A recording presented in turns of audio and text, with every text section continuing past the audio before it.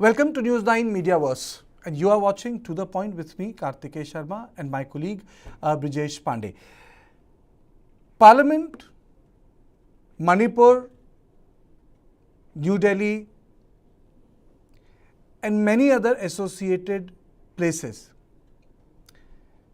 they have not been able to come together and create an environment in which dialogue has taken place. There is no dialogue in Imphal. There is no dialogue in Parliament. There is no dialogue with the MPs. Only resolution is that some action has been taken.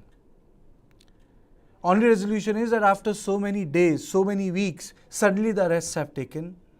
You have a midnight press conference or sort of a bite, and you have a fight between my state versus your state while Manipur burns. Chura Chandpur, a Kuki dominated area, witnessed a huge protest .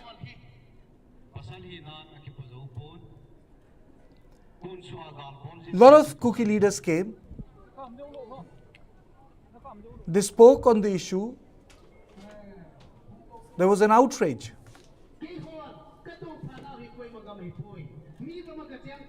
But before I start this conversation as to what should be happening, what do we know of things, first let us listen in to a bite, a video press conference of Manipur CM Biren Singh.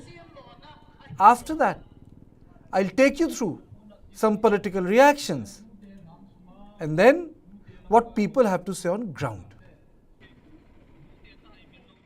No, just suddenly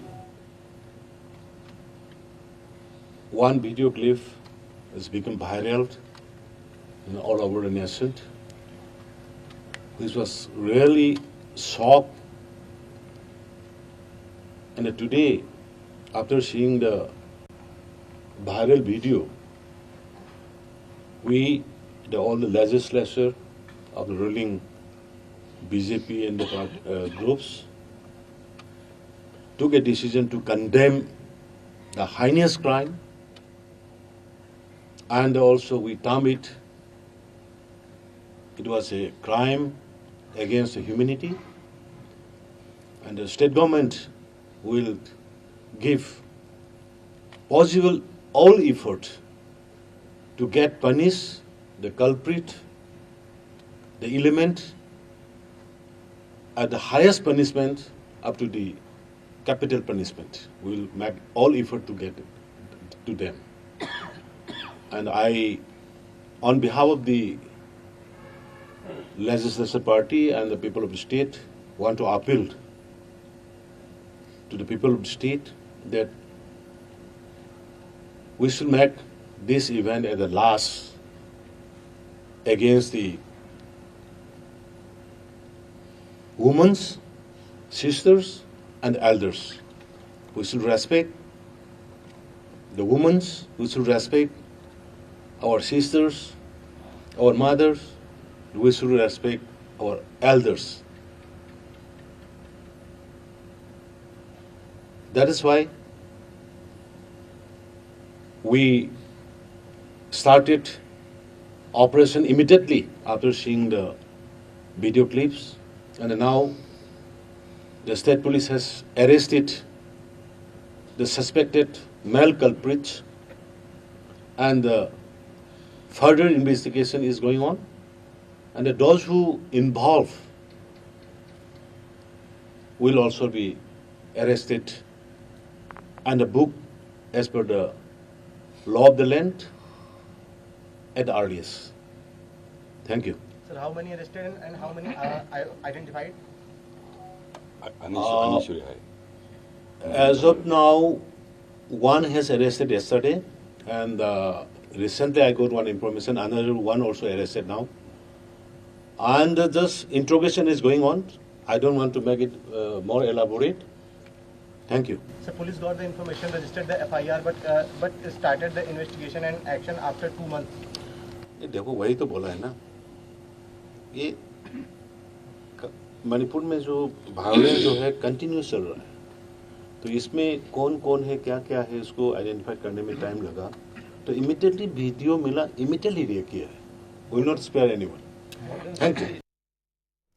And now let us play some bites of people from ground zero, the Vox Pops. Committee on Tribal Unity organizing a sit-in protest today at Lake Cop area to show our anger and dissatisfaction against the outrages of molestation and gang rape of Kuki women. And also, we are very much unrest in such a horrible and unwanted activities done by the meitei mobs. So, we appeal the government to book the culprit within 14 hours unless the COTU will compare to launch a very strong series of agitation in the days to come. And lastly, COTU appeal once again the central government to expedite the political talks of UPF and KNO to bring immediate solutions of separate administration for the Kukis or tribals. Can a normal people do these things? Meitei mobs are parading a Kukizo woman and a daughter naked in public and raped publicly. Even cats, dogs, animals never committed this kind of filthy act. What a shame!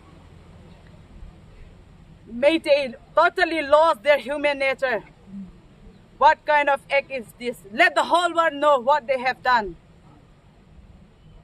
We are so sad and we are so much in grief hearing our sister, our mother being treated like this in a very inhuman way. This is not human.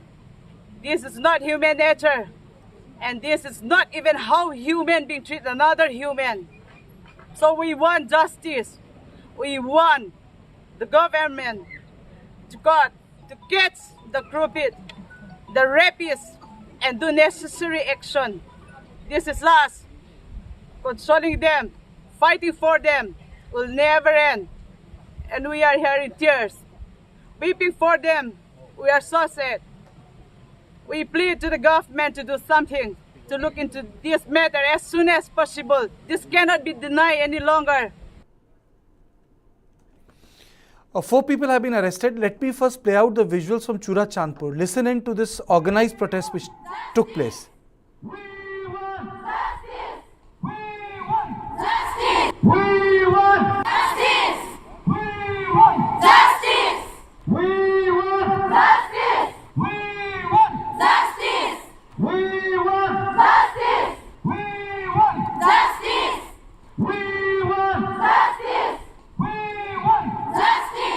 want justice! We want justice! We want justice! We want justice! We want justice! We want justice! We want justice!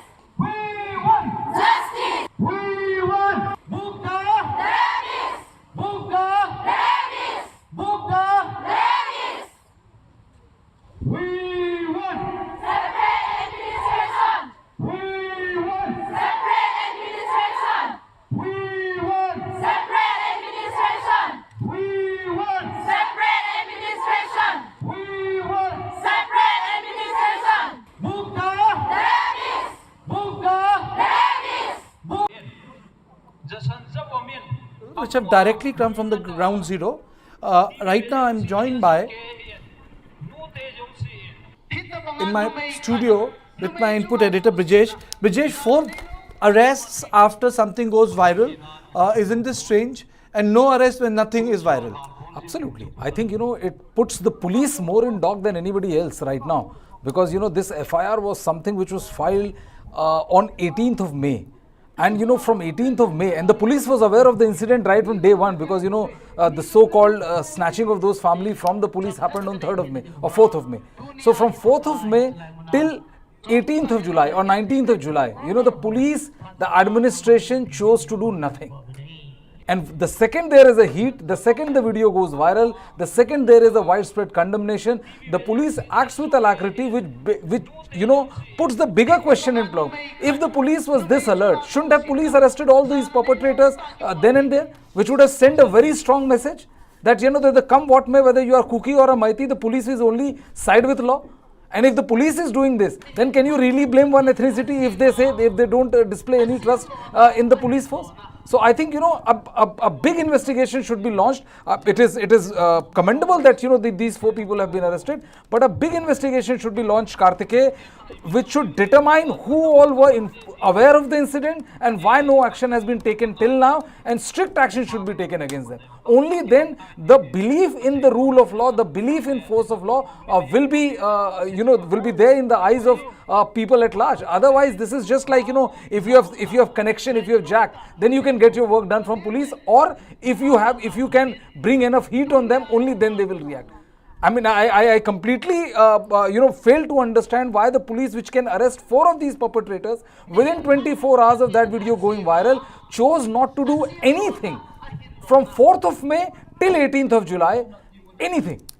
And which speaks volumes about the kind of bias that was practiced. And until and unless I think those people are either dismissed from service or strict action is taken against them, I don't think that there will be a message which will go that the government means business. I'm joined by Dr. Guite. I'm also joined by Mr. Suhas Shakma and Anshuman Chaudhary. A very warm welcome to all of you. First to Dr. Guite, the floor is yours. Do you agree with Brijesh when he says that strong action needs to be taken? People who were charged of the investigation, those who are investigated need to be taken to task for the delay and the lackadaisical attitude they demonstrated. Criminal delay, Kartikeya. Criminal delay is the word. Dr. Guite. Completely agree. I completely agree with Brijesh. And I would say, like, the bites you play out of the Chief Minister, I feel these are foul-mouthed, misanthropic, misogynist, that can be, which, I mean, at large, I see that the Chief Minister, the law and order situation. So these are the culprits. They are all hired. They are trained. They are given free hand to conduct all this and to carry out this task. And what is the task? The task is to create a terror among the Kuki Zo people, to such a terror that they run away from the land which they are occupying. It's all a fight for the land. They just want more and more land. They want land more into the hill areas. And for that purpose, they term the Kuki Zo as an illegal immigrants, as a narcotic, traders and whatnot. You all are aware about it. But if that is the question, the main issue, why is such a magnitude of violence and then ethnic cleansing kind of an activities being carried out? Why can't this be talked out in a table or in a dialogue if it's at all an issue of the land?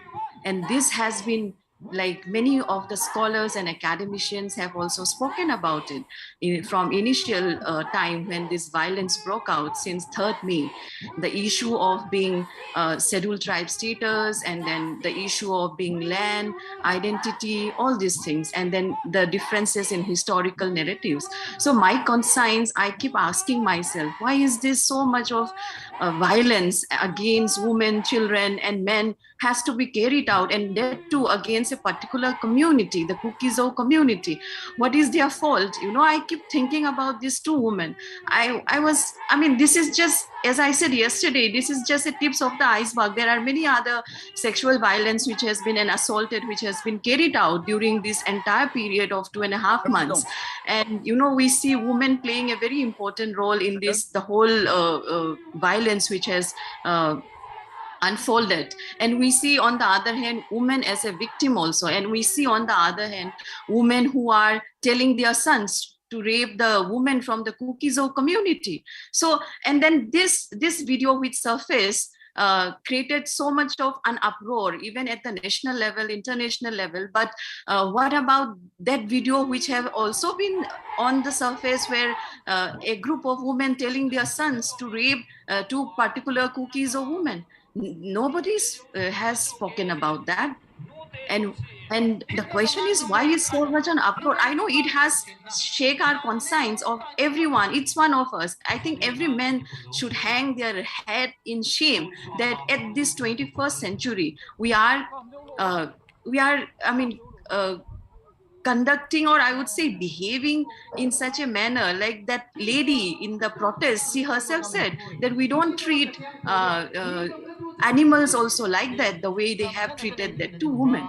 So, it's strongly condemned by everyone. And also, at the parliament and at the legislation, the legislators, everyone, even women rights activists, everyone has come out. Today there are series of protests which are lining up and been getting invitation to speak on that. And then, so I would say that my question is, why is this video which has surfaced, why did it took us so long as a civil society to wake up to this violence?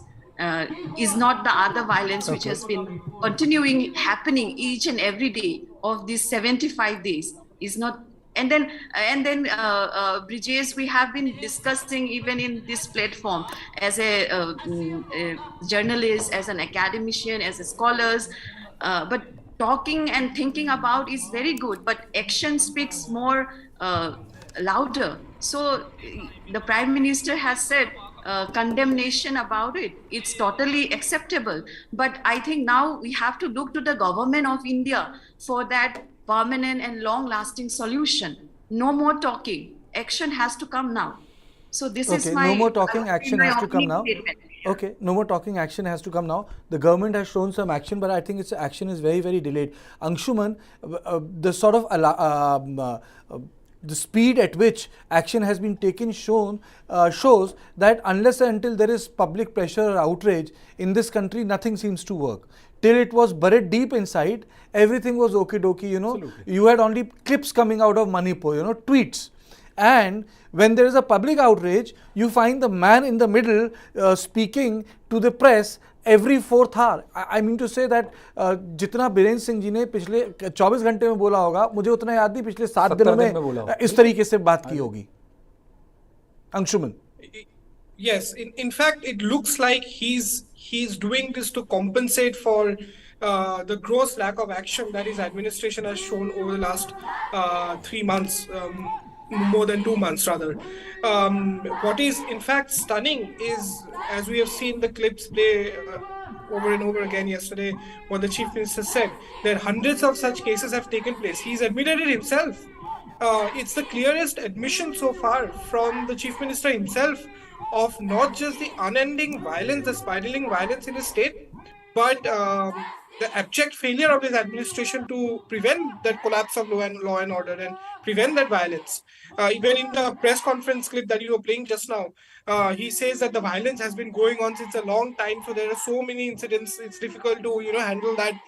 But that's not an excuse. A state administration which has such extensive resources, investigative resources and prosecutorial resources at its disposal, should not need social media to jump into action, right? It needs to unilaterally deploy those assets that it has to find to go after these cases, to find the culprits and prosecute them and take them to court, right? So we should not be needing random clips on social media to push the administration to an action. What is even more surprising is that, which has already been discussed, is that we already know that the FIR was filed on the 18th of May, then it was re-registered due to jurisdictional issues on the 21st of June. And it was in fact reported by the print sometime in July, I think 12th or 11th July, right? This particular case of which the video we are seeing now was already reported by the print. And I was just reading that report. There is a statement quoted in that print report by a senior police officer, statement given by a senior police officer from the Manipur police, in which they say that there are allegations of rape. I quote, there are allegations of rape from both communities, meiteis and Kukis, but no case has been registered so far. The consent of the victim is required and the police cannot take suo motu action. Now, the police here is saying that no case has been registered so far. This is like a blanket excuse that the police is giving. And now this time it's proved that no, that's also not the case. Cases were registered. FIRs were registered. Specific, not just zero FIRs. FIRs were registered within the jurisdictional limits of where the crimes happened. Despite the specific action, and once the FIR is registered, it's no more suo motu action. You have to take action pursuant to the FIR. So what we have seen is an abject failure of the criminal justice system, of the law and order system, to prevent sexual violence, which clearly has happened at a mass scale by the Chief Minister's own admission. Suhasji, the last we spoke, we were speaking about one arrest. Now 3 more arrests have taken place. It's total 4 arrests. But there are Kuki MLAs who are saying that many more videos like that. So the allegations of a set of MLAs is that this is the tip of the iceberg. Do you agree? Your assessment? Well, absolutely. I mean, this is the tip of the iceberg. And had the social media or the internet was functioning in Manipur, the real truth would have come out. And if you look at the response of the government of India is basically to target the messengers. So that's why they have been taking actions against Twitter. They will be taking action against those who are distributing the genuine videos, but they shall not be taking any action with respect to those who are propagating hate. And we have seen so many, social media posts from the bugs linking with the pre-pack arrest and etc. So I think we live in a delusion. I would like to believe that, there will be some more arrests in this particular case. And this will be the only case in Manipur where action will be taken, simply because this is under the radar of the Supreme Court of India. Beyond this case, I do not expect any action to be taken. I mean, we will be living in delusion if we expect that, the state government of Manipur is going to take action. It's simply because the government of India at this point of time is headed by the Prime Minister, who himself has been accused so many times to fulfill his Raj Dharma when he was the Chief Minister of Gujarat. And how do you expect that at this point of time, the situation will be different with respect to Biren Singh?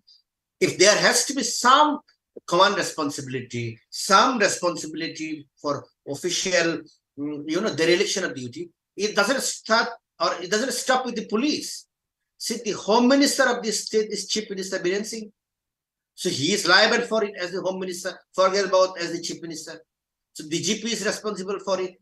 So, of course, if the Supreme Court is going to press for action against the police personnel who had, allowed these women to be snatched from the custody of the police will still take action. But please don't live in any illusion whatsoever that there shall be any action beyond this particular case. Beyond this particular case, because the understanding in Delhi and the understanding in Imphal at this point of time is, if there are no violence, no fresh killings of each other, this situation will die down and it will have a natural solution. People will forget about it. They have to carry on. They have to live with their own lives. So unless this kind of videos come up, nobody will forget, nobody will raise the issue. So the position of the government of India and the position of the state of Manipur is very clear that Biren Singh is here to stay. Contrary to the facts that, if you look at this situation, this is the first riot in the Northeast in the age of information technology. So the mobilization of the people is so deep-rooted from both sides. If you have not seen the partition of India, this is exactly what it was like. This was the way, Pakistan and India were created. People were divided, people were merged, people had migrated, people were forced to migrate, and people still lived on. That's what the expectation is. that you bring some leaders from both communities, assuage them, whatever in Delhi, and common people, will be left to mend themselves. And that's why, if you look at the policies of the government of India, nobody talks about the package for rehabilitation of people who are displaced. You can. And the first step for rehabilitation, not only for those who are killed, first step for assuaging the sentiment is the rehabilitation of each and every family which has been displaced. And nobody even today talks about repatriation of the people who have fled to Mizoram. And Mizoram government has been begging from the government of India, and they have not been paying a single penny. Is that the way Union of India should be functioning? Okay. Is there a dart for resources that you cannot pay to the government of Mizoram? Okay, General Meston also joins me. A very warm welcome to you, General. Last conversation I had with you was in the context of the buffer zone that has been created. Today the question is not about the buffer zone. Today the question is about the videos which are coming before the buffer zone came into force. So I have a twofold question for you. How long in such situation buffer zones can function, because they have to be a temporary alignment in a democratic way of system. And the second issue is that what does it tell us? The first 72 hours or 92 hours or 102 hours of violence, no administration, no police. I mean to say there was a structure of violence and supported by a structure of silence. And both are damaging each other. General Meston. Kartikeya, good morning. Very pertinent questions. And I will just answer it in a very holistic manner. The previous panelists referred to as the partition of India also. And with that, I will just add on one thing. The only leader in this country who is known as the father of nation was Mahatma Gandhi. Why? He was considered as the father of nation for basically one reason, that he wanted to unite the people of India, irrespective of their caste, community, religion. That was his basic thing. And next, whatever he wanted to do was, of course, in a very, very non-violent way, peaceful way. And that is why he was referred to as the father of nation. He was the binding factor. Now, coming on to Manipur, let us start from our household. All of us today are fathers. Some of us will be fathers. What is the role and we have seen our fathers. What is the role of a father? Treat all children equally, and any child who has some problems in any way, you have to uplift him so that he feels equal to everyone. And that is what is the role of any leader. Leader in Manipur is the Chief Minister, and therefore the role of the Chief Minister is to bind all people together, irrespective of their ethnicity. This division, I have served there. I have seen the people living there in such harmony, in such peaceful ways. Now, what has happened? Why this flare-up? And why? You have raised a very important question. The first 24 hours, 36 hours, nothing done. This is exactly what the whole question is. A leader is to bind his people, not exploit people. That means supporting a particular ethnicity and trying to be their favorite at the behest of annoying the other ethnicity. This is what exactly has happened. And when a leader does this, this is exactly what Jinnah did. He brought a divide between the two major religious communities in our country. Our leader, therefore, has a very, very important role, and he has to use everything at his disposal. Law and order is the responsible of leader of the state. Use all law and order machinery, and that is what is supposed to be assistant. General Meston, I'm just sorry, I'm stopping you. There's another dimension. I just want to get that dimension in, and then I'll come back to you. For the other dimension is, I just want to show this to our viewers that I thought that a debate would take place in Parliament. We have made a clip. Please play those visuals. I want to show the viewers what happened in the Parliament. This is what happened in the Parliament.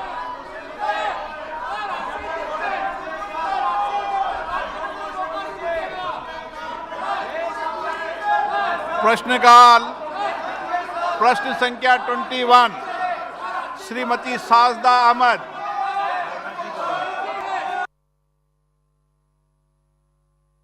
Sajda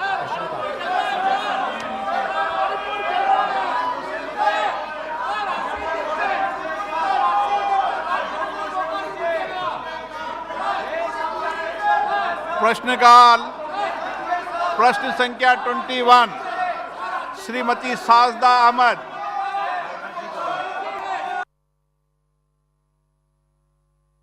Sajda Ahmad मंत्री जी। So, Brijesh, it's very evident that the houses will be non-functional because of politics of Manipur. That is what I wanted to show, and that is what I'm showing on the stream. Houses have become non-functional. Why? Because Manipur is a debate best not done. I would not put it like this, Kartikeya. I think, when you have a situation like Manipur and if the opposition is demanding the Prime Minister to make a statement and then a proper discussion to take place, I would not like to attribute motive to the opposition because, this is something which any party in the opposition will do. I mean, if I say that only Congress does it and BJP has never done it, I'll be factually incorrect and it would be improper on my part. So, if the opposition wants a discussion to be done, then it has to be done. I mean, there's no shying away from the fact. Yes, Manipur has a troubled history. Yes, Northeast has a troubled history. Yes, in past we have seen many more people dying than the number of people who have died in the last 70 days. The situations have been much more worse than the situation is right now. But that doesn't take away from the fact that 150 plus people have died. Women have been gang raped and paraded naked.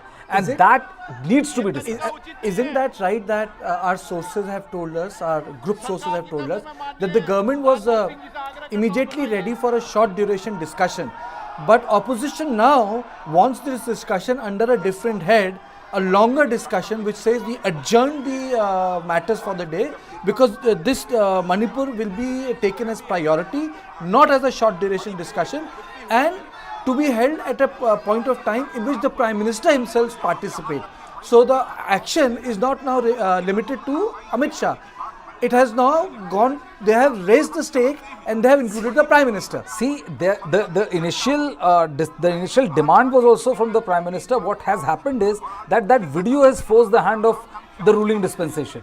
That is the reason when Prime Minister made a statement, the opposition was quick to latch onto it, saying that why did Prime Minister made a statement outside the house? Why didn't he make a statement inside the house? And now, this is politics. I mean, there's no there are no two ways about it. But I think if the house has to be adjourned, I think if there's a discussion which needs to be done, I think the issue is serious enough to warrant a serious discussion. I think, if you ask me, before I start playing out the other vox pops, for me the most important thing is that why hasn't this house taken up issues of, apart from discussing Manipur, internet ban in Manipur. This has happened when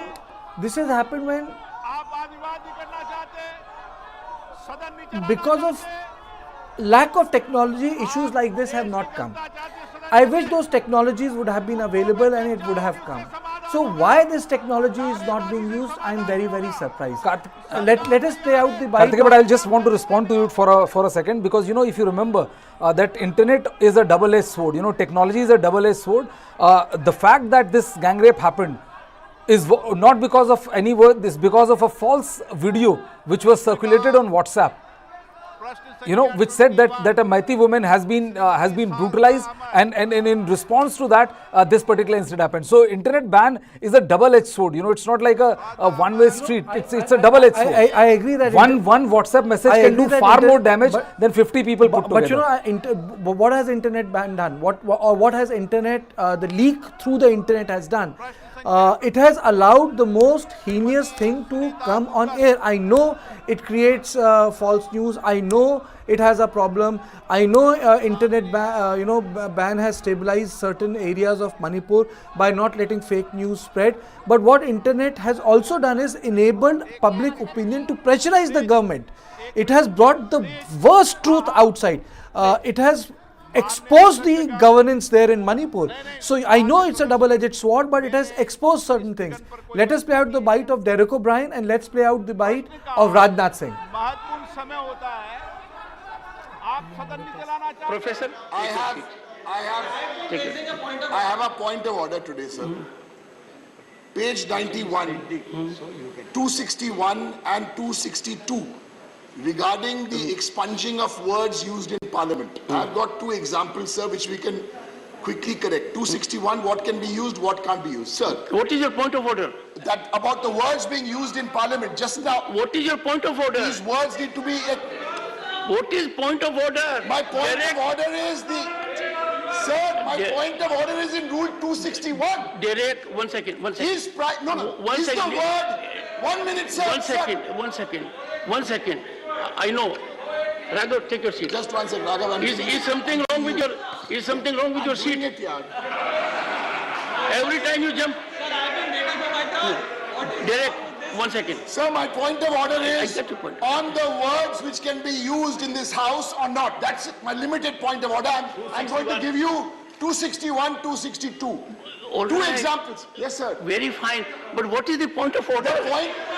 Lord, sir. Please. 3 words were expunged. I'm going to give you 4 words. Yesterday we said the Prime Minister should open his mouth on Manipur. His Prime Minister got expunged. Manipur got expunged. Why? It is expunged. Sir, One second. Sir. One second.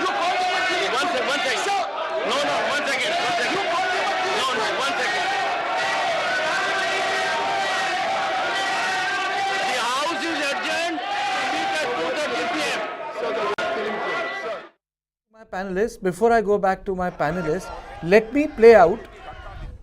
Before I go back to my panelists, let me play out a bite of the governor of Manipur. Listen in. ये जो video आया है, viral हुआ है, आज पूरा देश भी शर्मसार हुआ है और इसको लेकर कई लोगों ने बहुत सारा क्रोध, नाराजी, गुस्सा। मैं समझती हूँ कि जिस तरीके की घटना है, किसी भी व्यक्ति को एकदम हिला देने वाला, झंझोड़ देने वाला, जो कि आप समझते हैं कि मैं मणिपुर की एज ए गवर्नर होने के नाते आज मेरे प्रदेश में इस तरह की घटना होना, ये मेरे मणिपुर प्रदेशवासियों के लिए भी एक बहुत बड़ा ऐसी घटना, उनको भी बहुत दुख हुआ होगा। कोई भी हो, किसी भी तरह की हमारी जो बहनें हैं और इस तरह से जिन व्यक्तियों ने किया है, ये बहुत ही हैवानियत कहना चाहिए और ऐसे लोगों के ऊपर तो जितनी से कड़ी सजा होनी चाहिए, उनको देना चाहिए। अध्यक्ष महोदय, मणिपुर की घटना निश्चित रूप से बहुत ही गंभीर है और इसकी गंभीरता को समझते हुए हमारे प्रधानमंत्री जी ने स्वयं ही इस बात को कहा है, मणिपुर में जो कुछ भी हुआ है उससे पूरा का पूरा राष्ट्र शर्मसार हुआ है और यहाँ तक कि मणिपुर की घटनाओं को लेकर कठोर से कठोर कार्रवाई किए जाने की बात हमारे प्रधानमंत्री जी ने कही है और हम चाहते हैं कि मणिपुर की घटना पर संसद में चर्चा हो। मैंने ऑल पार्टी मीटिंग में स्वयं भी इस बात को कहा है और आज मैं फिर से सदन में दोहराना चाहता हूं कि हम चाहते हैं कि मणिपुर की घटना पर संसद में चर्चा होनी चाहिए। लेकिन मैं देख रहा हूं कि कुछ ऐसे राजनीतिक दल हैं जो कि अनावश्यक यहाँ पर ऐसी स्थिति पैदा करना चाहते हैं ताकि किसी भी सूरत में मणिपुर की घटना पर चर्चा न हो पाए। मैं स्पष्ट रूप से यह आरोप लगाना चाहता हूँ अध्यक्ष महोदय कि सचमुच यह प्रतिपक्ष मणिपुर की घटना को लेकर जितना गंभीर होना चाहिए वो गंभीर नहीं है और अध्यक्ष महोदय मणिपुर की घटना को गंभीरतापूर्वक लेते हुए उस पर चर्चा होनी होनी चाहिए, फिर से मैं अपनी इस बात को दोहराना चाहता हूं, और मणिपुर की घटना को प्रतिपक्ष भी गंभीरता पूर्वक ले। चर्चा नहीं करना चाहते, आप वाद विवाद नहीं करना चाहते, सदन नहीं चलाना चाहते, आप देश की जनता चाहती है सदन चले, मुद्दों पे चर्चा होगी, उससे समाधान होगा, नारेबाजी से समाधान नहीं होगा। सरकार तैयार है चर्चा के लिए, आप तैयार नहीं हो, सदन की कार्रवाई 12 बजे तक के लिए स्थगित की जाती है। So the parliament is not functioning. The whole controversy in parliament is about how the debate should happen, in which clauses the debate should happen, who should speak in the debate, but the debate has not happened. So which means that there is no statement which will be available to us from the government of India. But there is another thing, Mr. Chakma, you had raised your hand, and I want to ask you, the sort of weapons that have been looted, it shows that the 80% of the weapons looted are in the valley, 20% are from the hills, and 99% of them have not come back, or 90% of them have not come back. Isn't that a big failure on part of the administration? Imagine LMGs and AK-47s and SLRs have disappeared with some 62,000, I think, lakhs of bullets. That data was made 4 to available. 5 lakh bullets. 4 to 5 lakh bullets. They've all disappeared. So that is why from the beginning I have been saying that the state itself had decided to arm the civilians, and the Chief Minister is no longer the Chief Minister of the entire people of Manipur. He represents particular community, and he speaks in a manner as if he is responding on behalf of the community, of a particular community, which is extremely unfortunate. So this arming of the civilians basically amounts to creation of civil war, and you had seen this kind of system where the state has completely collapsed. So it's not a question of a failed state. It's just that a deficit of the state structure itself has collapsed, and the government actually doesn't exist.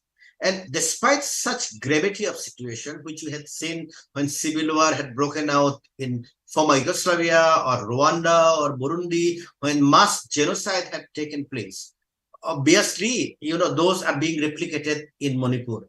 So that is why, in fact, when I was looking at this debate in Parliament, is not the Prime Minister a member of Parliament? If he can speak from outside the Parliament, why can't he speak inside the Parliament? So the very fact that the Prime Minister refuses to discuss on an issue where riots have taken place for the last 79 days, thousands are still displaced, and nobody can come back, it basically shows that the government is not in a way ready to discuss it. And why shouldn't there be a discussion, and why shouldn't the Prime Minister of the country be responding to the citizens? So if you do not respond before the Parliament, if you do not respond to press conferences, then where will get the answer? So at the end of the day, what do we have? We have a very insensitive government. Now, if this kind of riots have taken place in any other parts of the country, whether it is ruled by the BJP, CPM, Congress, the citizens of the country, demand or desire debate in the Parliament so that we can hear it. And look at all the democracies where presidents go, Prime Minister speaks, and we have a situation here in this country that visit by the Prime Minister to the Parliament has become such an issue of prestige. Now, what is going to make difference? It's not going to make any difference if the Prime Minister participates. But at the end of the day, he is head of the government. And as I said yesterday, the Prime Minister would not have spoken a single word if Registry of the Supreme Court had not instructed the Attorney General and the Solicitor General to be present at 10:30 before the Chief Justice on the situation of Manipur. So to prevent or to ensure that you do not look somebody, or it becomes more difficult for you to speak after the Chief Justice had spoken from the podium of the Supreme Court, then you go and hurriedly organize a press conference and you speak about it. So it shows the insincerity, and that's what I'm saying. we live in delusions, we live in illusions, and I am saying, I might be sounding very pessimistic, there shall not be peace for a long period of time, and there shall not be any accountability whatsoever, including the arms. You know, when I see in this panel and in other panels, people come up and say, only rusted weapons we are taken away. So you could see that, you know, particular party ideologues or supporters even justifying the snatching of the arms. Can we snatch and rusted arms from the Delhi police, from UP police, from Bihar police? In which country, under which law, that you can snatch the weapons and government announces an amnesty that you can come and deposit your arms in a box without giving accountability of the bullets which you have used? So what do we have? We have a situation in Manipur, whether we like it or not. Of course, there are armed groups, but the state itself is creating a situation where taking away or snatching arms from the security forces is not an offense, and you will not be held accountable. If Indian Penal Code is to be followed, all those who have returned the arms, they have to be prosecuted, because in the offense was you have snatched the arms, and how could be you in a position of snatch down? But this basic Indian Penal Code, even where cases, the evidence doesn't require or is not required, it's admitted. The moment you go and deposit your arms, you admit that you are in possession of an illegal arm, whether you snatched it or not snatched it. You have gone and deposited. Will somebody take action on this? Obviously not. So when 4,000 arms have been that's a very fair point. That's a very fair point. Dr. Guite, it also shows that there has been no house-to-house search that has happened. If you want to recover weapons, people are not going to admit that they have taken the weapons. Secondly, those collection points in which people have said that you can come and deposit it, that policy has not worked. That's the second part. And the third part is that you have so many weapons in the valley itself, thereby arming the entire community, which means that police must be aware of no-go areas. Well, Kartikeya, when the stories which are coming out is that the police itself is like, the word looted is used within courts, which means whether you don't know whether it has been looted or handed over. How do you expect people to come out and deposit it? I take your point in all sincerity, but it just worries me that audit kisko kaun karega audit? Who's going to audit whom? Dr. Guite, who's going to audit whom? And and I'm going to show you, because we are doing a longer program today, we're going to show you some visuals, not now, later. First you respond on this. We have visuals from ground zero. What has happened post that visual? I'm going to show it to you. Take your response on that, because this also shows that how circle or the cycle of violence flares up. It increases. So in this case, do you think that the outside force should be used to recover weapon force outside the state of Manipur, or should this job go to Indian Army now? Dr. Guite.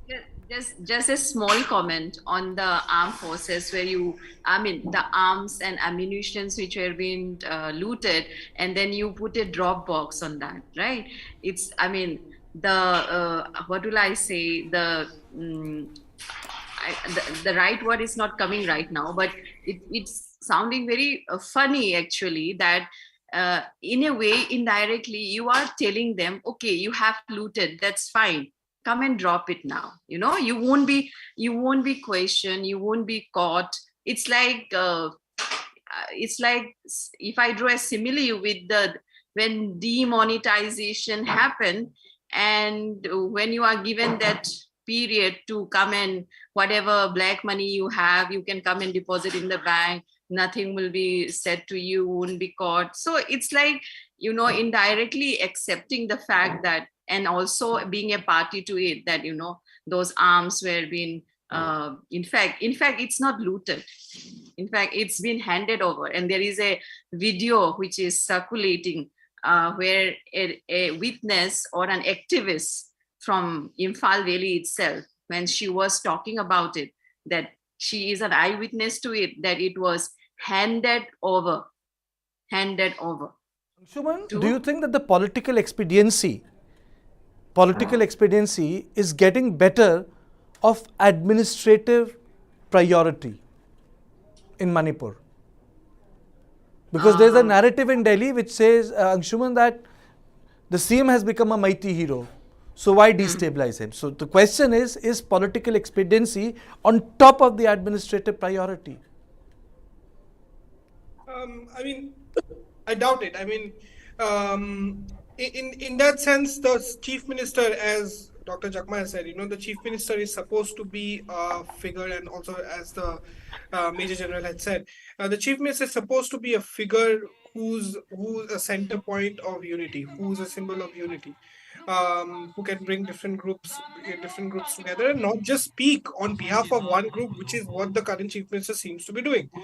So in that sense, I would say the politically expedient thing to do in this case would be for him to step down and let someone come in who commands a sense of trust, universal trust, and faith from all communities. In that sense, I believe that will go a long way in stabilizing the situation, because as we have seen, the fact that significant chunk of Manipur's population seems to have lost faith in their elected representative is adding to this cycle of violence that we have been discussing since a while right now.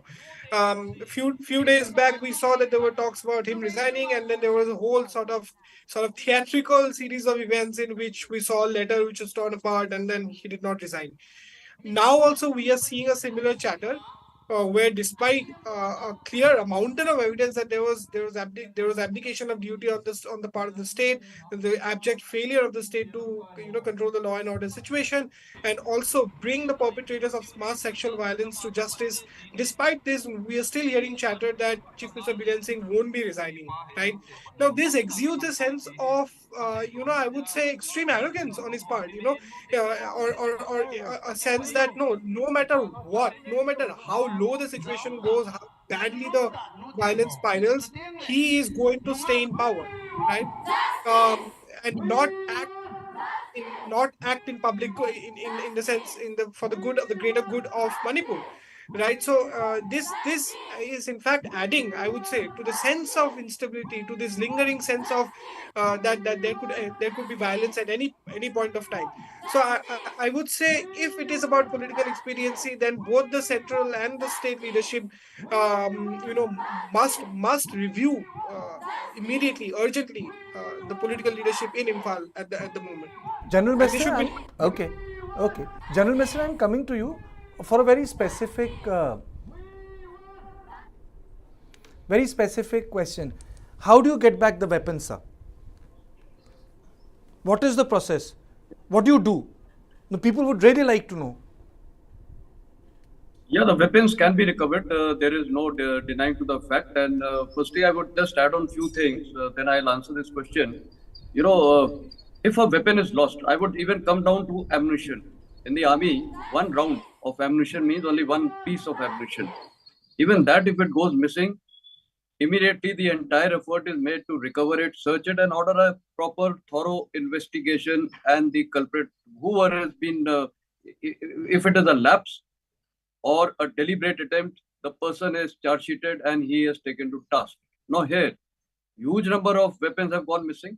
Obviously, it's a fact that the police people have themselves ran away, given their weapons, and therefore it is a deliberate ploy to arm some of the people in a particular area, so that the ethnic war or ethnicity divide can be taken care of and people can be eliminated. It is very clear and simple. Now, recovery of the weapons. Firstly, the recovery of the weapons is possible. Now, this cannot be certainly done by the police because they are hands and gloves with the locals. Therefore, it has to be done by the Indian Army. That's the only way. We'll have to induct a large number of people. Then the law and order has to be, obviously, it warrants a presidential rule so that the armed forces have a total authority and leeway to conduct search irrespective of any ethnicity. And they will have to do searches in villages first, cordon the villages, do a proper search. Thereafter, once it is done, in fact, simultaneous search has to be done in large number of villages, because we won't even have the number of people to do that. And we have to have even women constitute, some ladies steps from the Indian Army will have to be also there, because actually most of the women have been unfortunately used as a weapon of warfare in this ethnicity divide. You had, when the Chief Minister was actually directed to resign, you had one BJP MLA stating on your channel that he has been directed to resign, and thereafter, what unfolded, it was the women who again played a major role. So women has been used as a weapon of weaponization, or instrument of weaponization, which is unfortunate. So therefore, weapons, obviously the women have to be searched. Their places of abode have to be searched, and that cannot be done by the male armed forces people. So it has to be thought of a very, very deliberate operation. Once all the villages have been done, and we have to divide each area, and once it is done, that area should continue to remain under cordon, because if tomorrow the army goes and search some other place, then the weapons from that particular place will reach this village.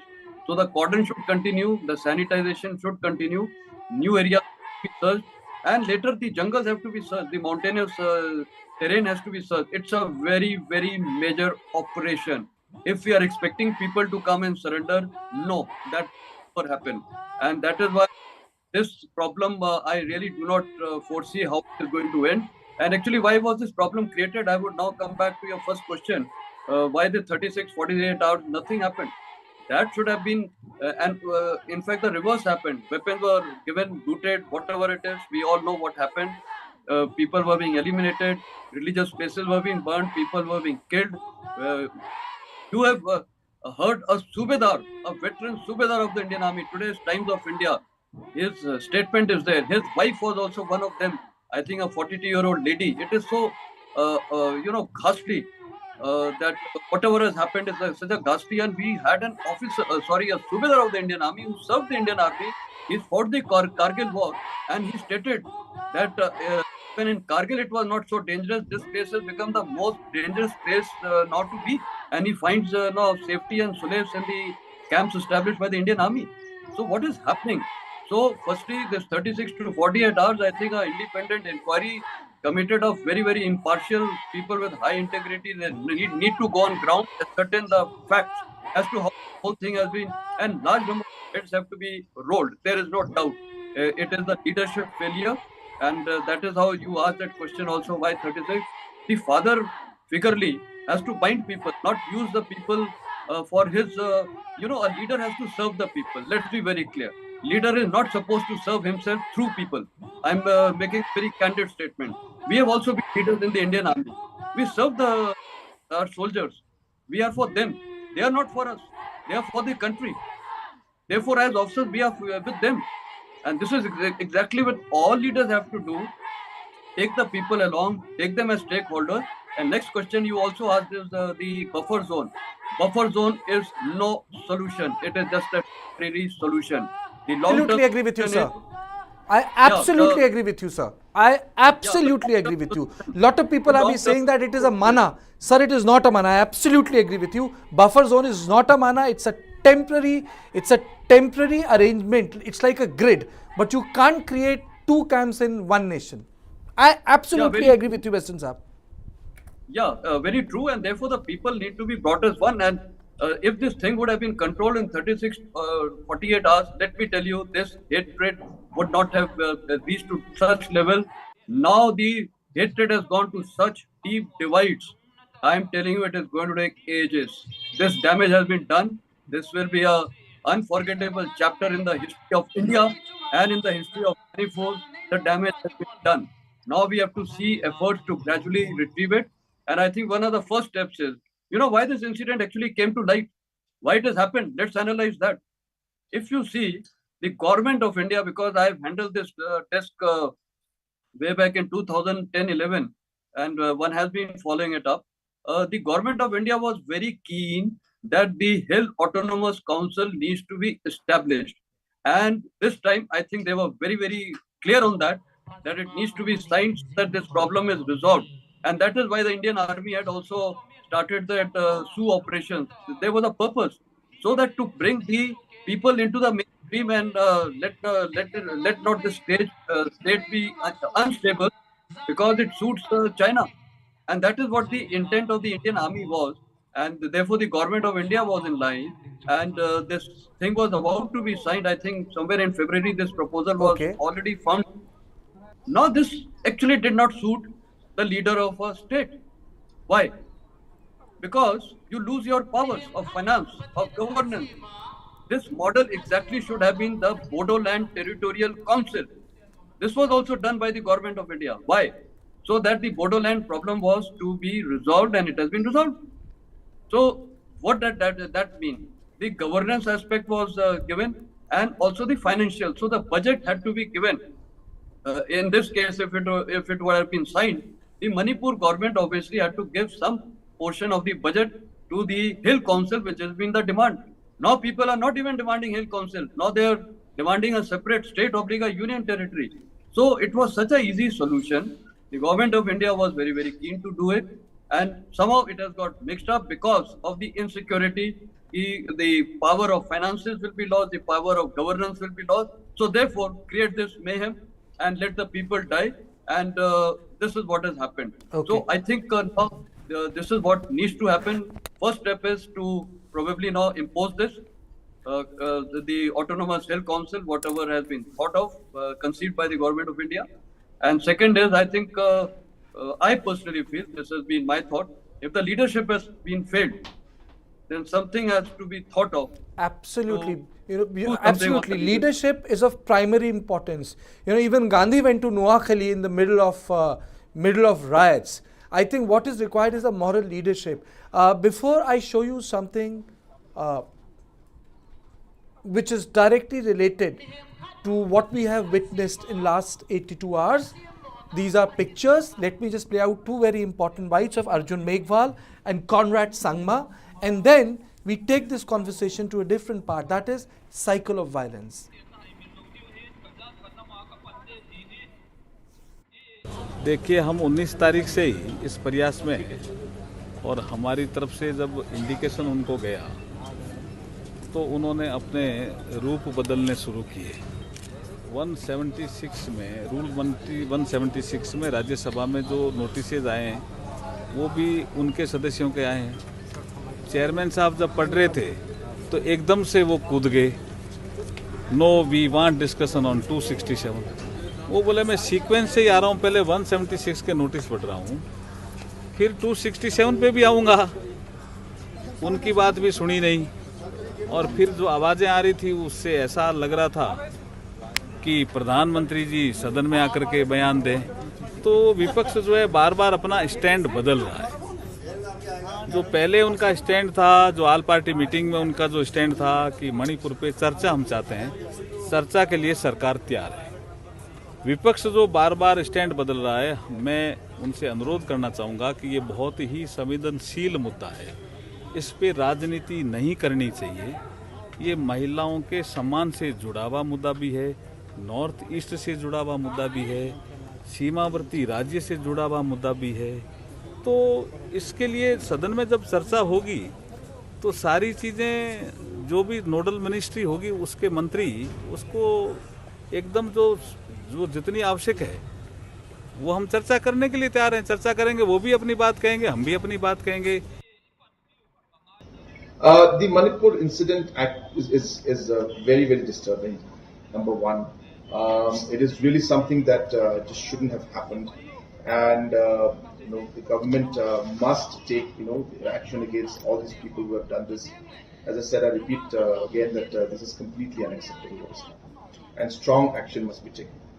Sir, will you write also to the Chief Minister of Manipur? Absolutely, to the Chief Minister as well as to the Home Ministry and to the Honorable Prime Minister also. You must be aware that even before this, about a month back, I have already written to the Honorable Prime Minister and the Home Minister regarding certain measures and actions to be taken in Manipur, not as Chief Minister of Meghalaya, but as a political party. So, just let me finish. To write to the Honorable Prime Minister and the Home Minister for this. So we have been doing that. In the last all-party meeting that was called, I had attended personally, and we've been stressing on this. So yes, this incident, as I said, is very disturbing, and we will press that all measures should be taken. And now I'm going to play out visuals. And this comes from the location after the video of the women being paraded by a mob went viral. We have been told, and let me be verbatim, and then I'll take Brijesh on record on this. And let me explain. These are visuals. So what has happened is the women have come into action. These are the alleged houses of the accused. The women went there and the houses were torched. Obviously, there is anger. There is anger. We are playing you pic loops and videos.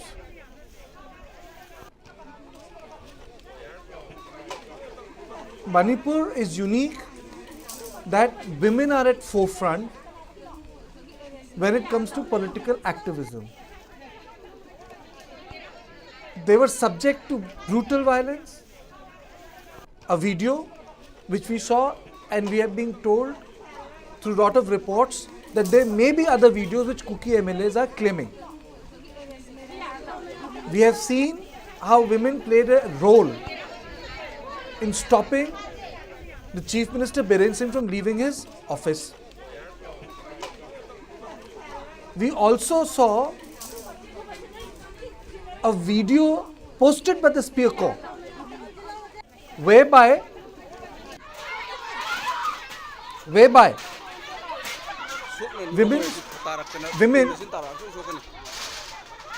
stop the cavalcade of the armed forces, army.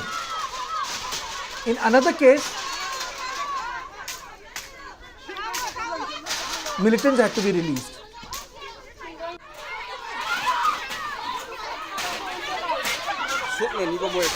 The 4 people are under custody. The 4 people are under custody.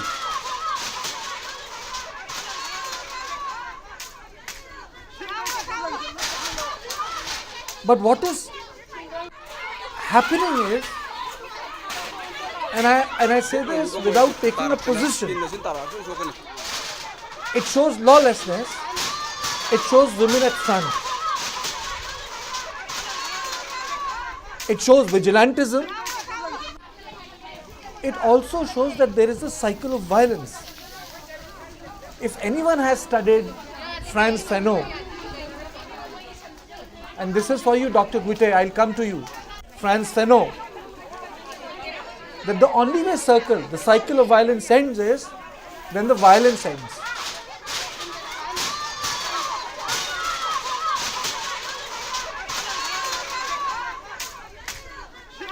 Dr. Guite, your first comment on the visuals which are pouring in, which also shows that there is no local authority. The presence of the state is absent. I'll come to you, Brijesh, first. See, Kartikeya, there can be 50 ways to look at it, when you want to take the administration or hear the administration side. But the fact of the matter is that, the president is called the first person and the commander-in-chief and all. And governor is said to be the topmost authority. There were a couple of interviews of Governor Anasuya Uke, which was aired. And, one of the lines which she used was an extremely telling line on the law and order situation in the state of Manipur. She said that she had to ask the DGP that, what exactly was the police doing for this long? And would they have taken any action if the video would not have come out? Now imagine the governor has to ask this kind of question to the DGP. It shows the reality of Manipur in its bare form. And the fact that governor herself is not very sure of the fact that whether police would have taken any action or not is bizarre. For a police which can arrest those people, I would repeat myself, that which can arrest those people in flat for 36 hours, after once the video became viral and there was massive pressure on them, did not do anything for 70 plus days. This shows you the exact situation where, the Manipur police is. and the versions which are coming out, the version which are coming out, which is, and I have no because as a good journalist, I must also applaud the fact that what our fellow journalists who are doing. A report which was published in, which we discussed yesterday also, which has been published in today's The Indian Express, Kartikeya. The family is saying that that there are two versions of snatching and being looted.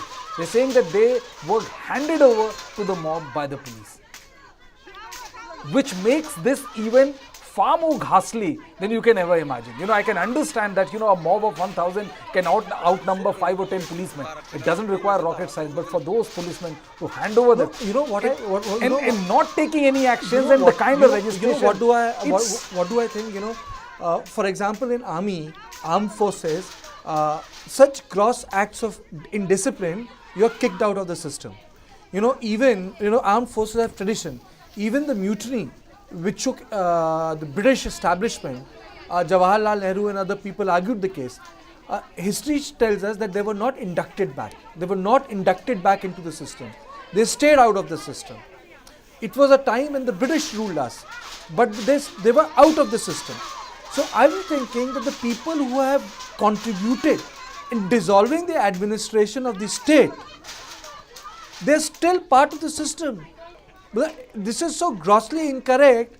How will the faith in the system, the police force, come back if those who participated in dissolving that same authority continue to be part of the system? I know it's very naive to say सारे officers बदल दीजिए, सारी constabulary बदल दीजिए, boss आप एक को तो बदलो. But then someone has to go. Dr. Guite.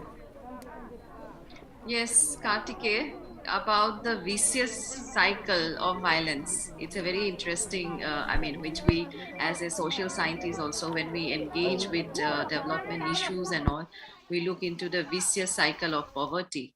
And how this, when we, in the context of this violence, if you see the vicious cycle of violence that's been happening, you see the root cause. We all know what is the root cause of the ethnic war, right? And we see that the failure of the state machinery under the CM Biren Singh cannot be overlooked, and it should be investigated. And when we talk about this vicious, there are the root cause, the war, the land issue, and then how the violence has come into it. And then you see how this continuing violence against the so-called particular community, here in this context, it's the Kuki community who is at the receiving end. And there are many historical pasts and also related to exploitation or marginalization, which is continued marginalization that has been happening in all the development sphere and paradigm.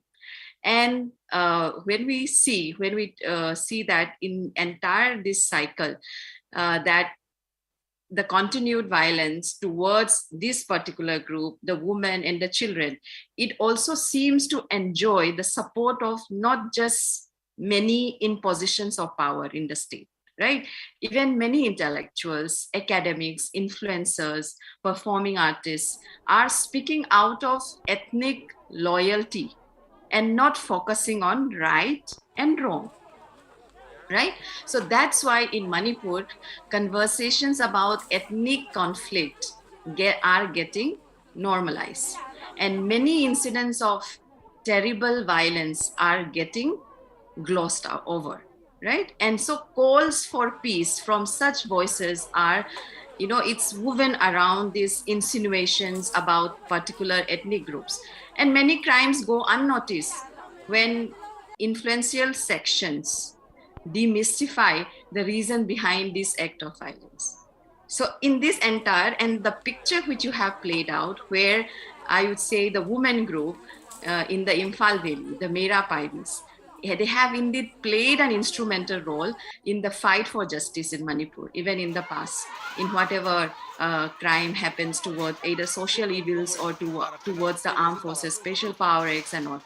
But again, now women's group are also now divided along ethnic lines, with some groups reportedly blocking the armed forces from doing their job, while women from other groups are being subjected to the kind of violence we saw in the video.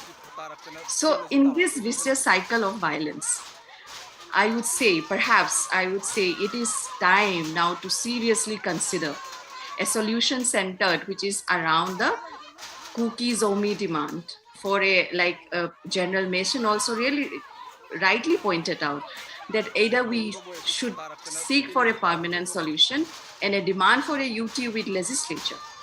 Because such a solution is well within the remit of the constitution. It will take out from this vicious cycle of violence. So though forced, now the government is forced to take action now. But none of these orders should be news to the state government, because so far it has either appeared to not be a neutral and fair arbitrator, or the government is not maintaining a I have maybe you can take this question little later. Suhasji, women are at forefront. Most of the visuals, I'm not saying that Manipur is different because women are at the forefront in either its agitation or the visual which we have seen. Is there a context to it? Is there a subtext I'm missing? Well, I think the subtext is the usual perception which we have is women are the victims. That's absolutely true. But the women are also the perpetrators. They are perpetrators of gross, violations, crime against humanity. And in fact, if you recall the particular incident for which we are debating, where two women were stripped, and I think Dr. Guite had mentioned, some particular women groups calling upon their children, to rape particular women or women belonging to a particular community. So I think the unique thing in Manipur, which is unlike in other parts of the Northeast. I have seen the riots in Assam, from 1990s, 1993 onwards, the riots in Bodoland. I had seen the riots in Karbi Anglong, Bodoland once again, 2012, 2014. I had visited almost all the riot-affected areas. So I think one of the things which I have noticed here is the participation of women in this particular conflict, in the violence. It's unprecedented. So the stereotype ideas of the text, we always believe that women are the target. I think we also have to remember, at least in Manipur case, what we have seen is that women are also the perpetrators. So that's one issue. The second issue which I wanted to mention is, I think, given the situation which we have in Manipur, I do not think this is the appropriate time where one could discuss the solution before some semblance of trust is restored. I don't think this is the time to discuss scheduled tribe status of the Meiteis. This is not the time to discuss, I would say, the autonomy, UT, or whatsoever. I think what the state needs at this point in time is some normalcy, some restoration of normalcy, and that has to be done by a neutral party, which is the government of India, the central government. So if the central government does not impose president's rule and takes the administration under its own control, I don't think there is in any way they can address the situation to bring the normalcy. And what are we looking at, or what are the possibilities we are having? The possibilities we are having is the government of India is in touch because they belong to the same party with Dr. Biren Singh and the BJP, the Meitei MLAs. So the party is fully in charge of that. And in charge of the Kukis, the responsibilities have been given to Dr. Himanta Biswa Sharma to engage in some dialogue. And Intelligence Bureau Post Director has been talking to the Kuki leaders in Delhi, and the parleys are being held. And in fact, when the video came up, the first thing which the Home Minister Amit Shah did was to assure that the Kuki MLAs and the Kuki leaders, etc., have been talked to. But still, I think they are taking an approach which is not taking into account the feelings or the sentiments of highly communalized citizens from both sides. I don't think the Meiteis, whoever it is, whether it's Biren Singh or anybody else, will be in a position to take decisions which will not be liked by the majority meitei. And that's where the political compulsion comes in. So that is the lesson which we had to learn from the engagement with the Nagas, because the Manipuri, the meitei are not, no meitei politician, which included Ibobi Singh, could give any assurance with respect to division of powers or division of land, territories. So you learn from that, the Naga talks. So the same will apply to the Kuki politicians, Jomi politicians at this stage. I don't think they can give an inch with respect to the demands for autonomy and etc. So that is why I think if we are sensible enough, if you impose a president for 6 months, bring in the security forces, give them the power, bring or restore normalcy, then of course all these talks could be held. But if anybody is talking about scheduled tribe status, the meitei at this point of time, or the autonomy for the Kukis, I don't think that is can be initiated. So I would say all the officials, including in the Intelligence Bureau or the Ministry of Home Affairs, they are actually taking a holistic approach. They have not put their thoughts into the issue. If they had put their thoughts into the issue, then they would have said that, we impose president's rule for 6 months. Maybe at that point of time, Biren Singh again comes back. But you have to restore normalcy. You cannot restore normalcy with this current government. That's very clear. So if you look at the statements of the Prime Minister or the position in the Parliament, I don't think they want a solution. If you want the solution, the first thing you do is to restore credibility of the government. The credibility of the government of Manipur, which has to be done only through the central government. They're shying away from it as if you impose president's rule, that's going to stigmatize you forever. No, rather it's the other way around. That if you do not take measures, history will never forgive you. And as I said, this is the riots which are taking place in the age of information technology. When the riots took place between the Nagas and the Kukis in 93 and 94, at that point of time, information technology was not there. Today, one video can shake the conscience of every human being on the planet Earth. And that's why one video forced the Chief Justice of India to speak, the Prime Minister to speak, debate in the Parliament. So if we are in that age, then this is no longer the riots which took place in the 80s and 90s. No, the situation is different, and I think it's very unfortunate when I look at the response of the Ministry of Home Affairs or the party, the BJP, those who are in power, the Prime Minister, Home Minister. There is no intention whatsoever to resolve this issue, at least to restore the trust for temporarily. Was not even talking about solution. Solution is a long way off. Mr. Suhas, you are talking about trust. Anshuman, at least an all-party meeting of the local MLAs could have gone through camps. How do you restore trust? You create an all-party sort of a group where all party members, mixed ethnicity, can go from one relief camp to another. That too has not happened. I am not saying that big things happen. Small things should happen. Anshuman, that has also not happened. Yes, absolutely. And as we were discussing in your channel a few days back, when that certain peace committee was formed, that itself was a non-starter. That itself showed, the lack of trust among various stakeholders, and more than that, the inability, or rather the deliberate unwillingness of the administration to sort of foster that sense of trust. So forget about what you are talking is a very imaginative and much needed solution rather. Where there's an all-party coalition of the willing, or all-party sort of group that travels from camp to engineer trust. That would take a lot of proactive effort, and given the bar that this government seems to have set, both the state and central government seems to have set, I think, as Dr. Chakma put it, that's quite far out at the moment. The preliminary steps towards restoring trust, only those itself haven't been taken so far, and all of it, I would repeat, goes back to a very top-down approach.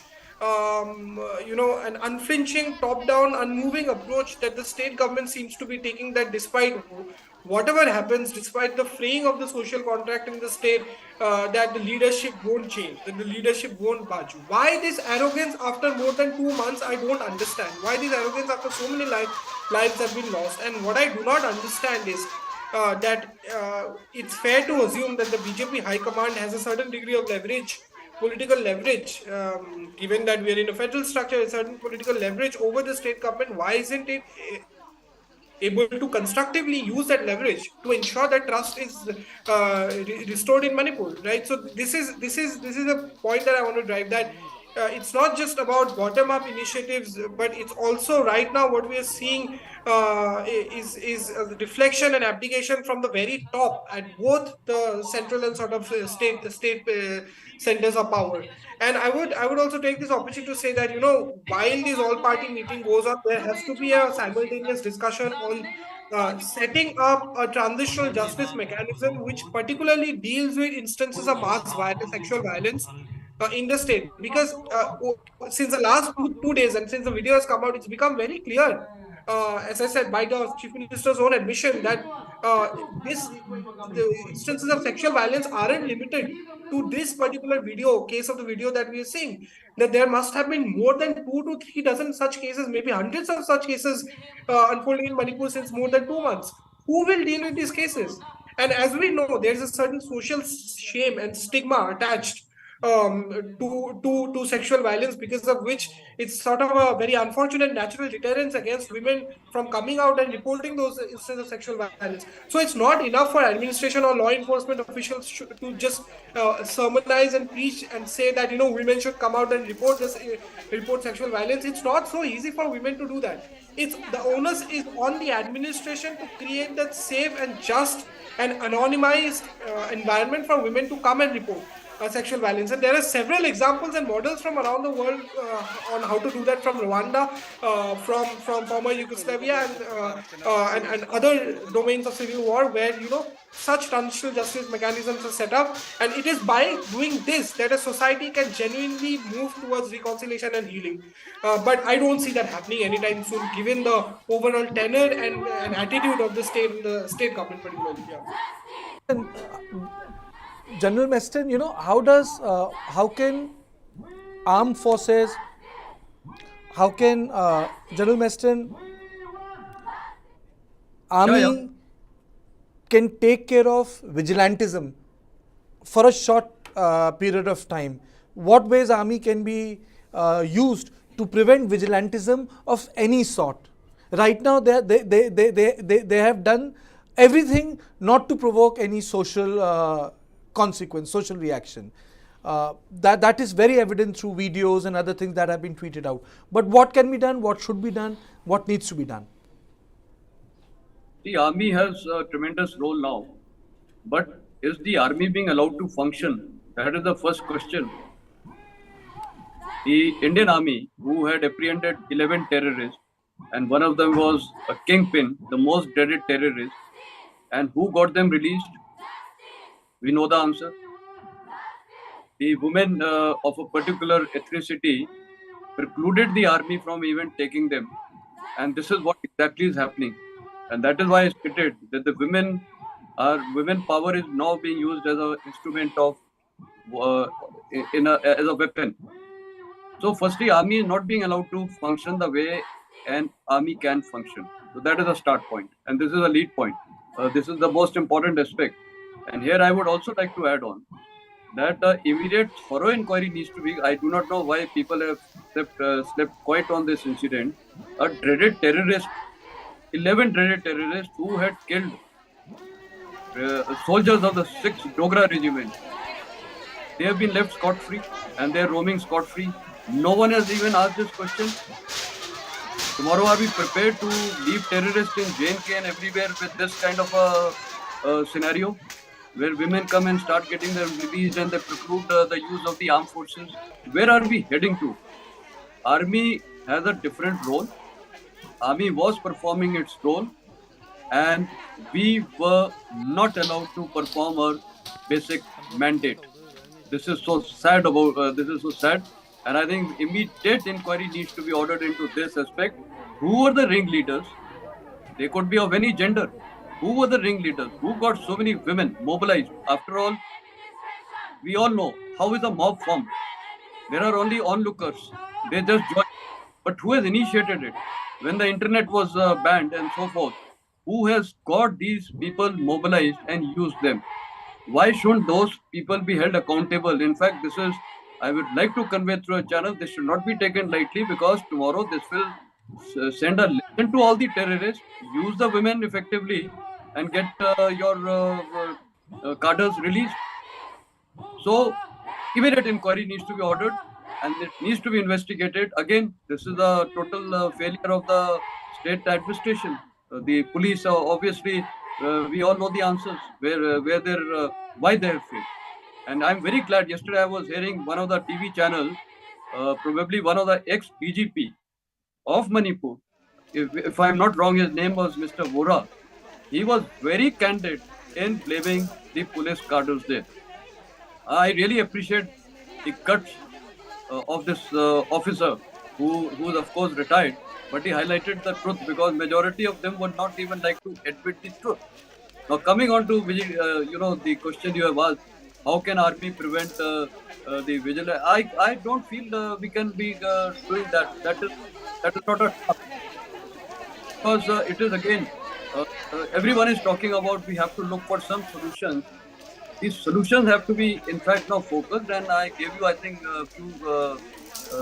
about a few days back, an example of when I was in Rwanda, how the same country, the centuries-old divide between the Hutus and Tutsis, how it has been resolved, and today they are living amicably. So it is possible that the two ethnicities can live together in Manipur, and various things have to be thought of. Now I can give you some solutions. Firstly, the police was involved. So we have to restructure the police. We need to ascertain whether it was dominated only by one ethnicity or what is the mix of ethnicity. Ideal situation is where there is a mix of ethnicity and led in some cases by some ethnicity and in other cases by some. So it constitutes a balanced force. Number two, all ringleaders in the police department, irrespective of the rank, whoever was instrumental in telling their cadres, run away, surrender your weapons, they need to be investigated and they need to be, in fact, just dismissed. There is no other shorter way of that, and put behind bars. Not only dismissal. This is a betrayal. This is cheating the country, cheating your own people. We cannot leave our post and run away. It is the worst crime a soldier or a policeman can commit on important duty. point you have mentioned, restructuring. I think that's the, sometimes I take key words, like one day, when you had mentioned about the limited role, and then the political vacuum needs to be filled. Today it's restructuring. Before that, let me play out the bigger bite of Manipur governor. She's a woman. She's a woman. Let me play out that bite of the Manipur governor to you, that 7-minute bite in which she acknowledges, that full 7-minute bite where she acknowledges.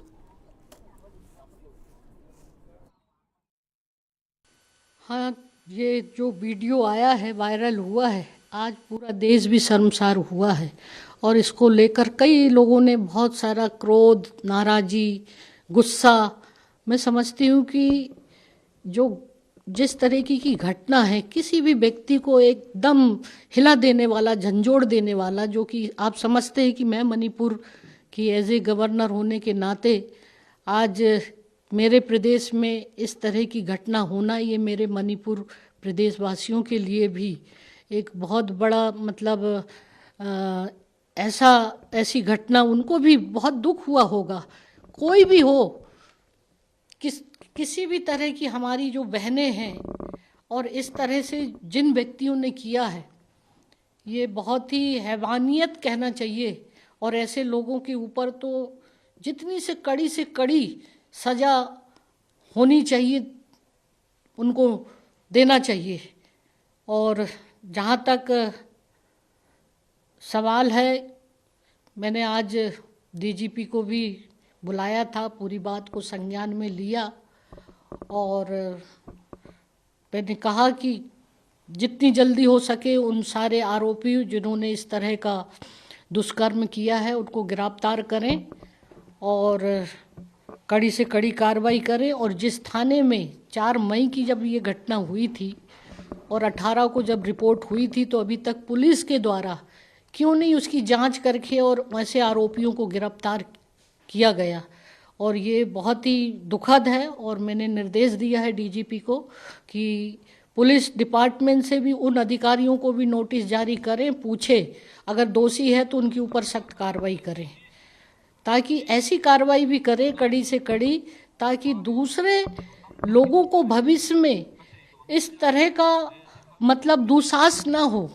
पूरे देश के लिए भी एक message हो कि ऐसे व्यक्ति जो इस तरह की मतलब एक घृणित और हैवी मतलब एक जो जिसको क्या बोलते हैं कि जिनकी शर्म लज्जा मतलब कहना चाहिए कि एक अमानवीयता की हद हो गई, जिसको जितनी निंदा करना चाहिए वो भी कम है। और मैं चाहती हूँ कि ऐसे लोगों के ऊपर सख्त कार्रवाई हो। और इस प्रदेश के लोगों को भी मैं यही कहना चाहूँगी कि ऐसे शर्मनाक घटना के बाद कम से कम जो आज प्रदर्शन हो रहा है, विरोध हो रहा है, हिंसक गतिविधि, उनको समाप्त करना चाहिए। और एक मंच पर दोनों सब लोग बैठकर और जो भी उनकी मांग है, डिमांड है, ये उसका समाधान बैठ के ही सुलझाया जा सकता है। हिंसा से किसी का भी समाधान नहीं हो सकता है, किसी का भी लाभ नहीं हो सकता है।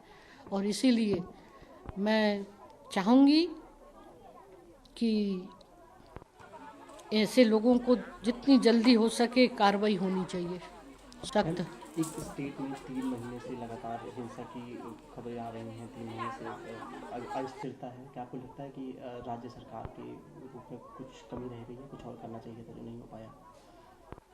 देखिए, जहाँ तक है केंद्र के जो हैं सरकार इस पे पूरा ध्यान दे रही है। 60,000 BSF, असम राइफल, CRP, आपका रैपिड एक्स फोर्स और तमाम पुलिस, तमाम मिला के आज 50-60,000 की संख्या में है लोगों की सुरक्षा कर रही हैं। और इसीलिए बहुत लोगों की पता नहीं, अगर ये फोर्स नहीं रहती, मैं तमाम फोर्स के जवानों को मैं बधाई देती हूँ, धन्यवाद देती हूँ उन सारे अधिकारियों को कि आज मणिपुर की जो जनता की सुरक्षा और रक्षा करने में उनकी बहुत बड़ी भूमिका रही है।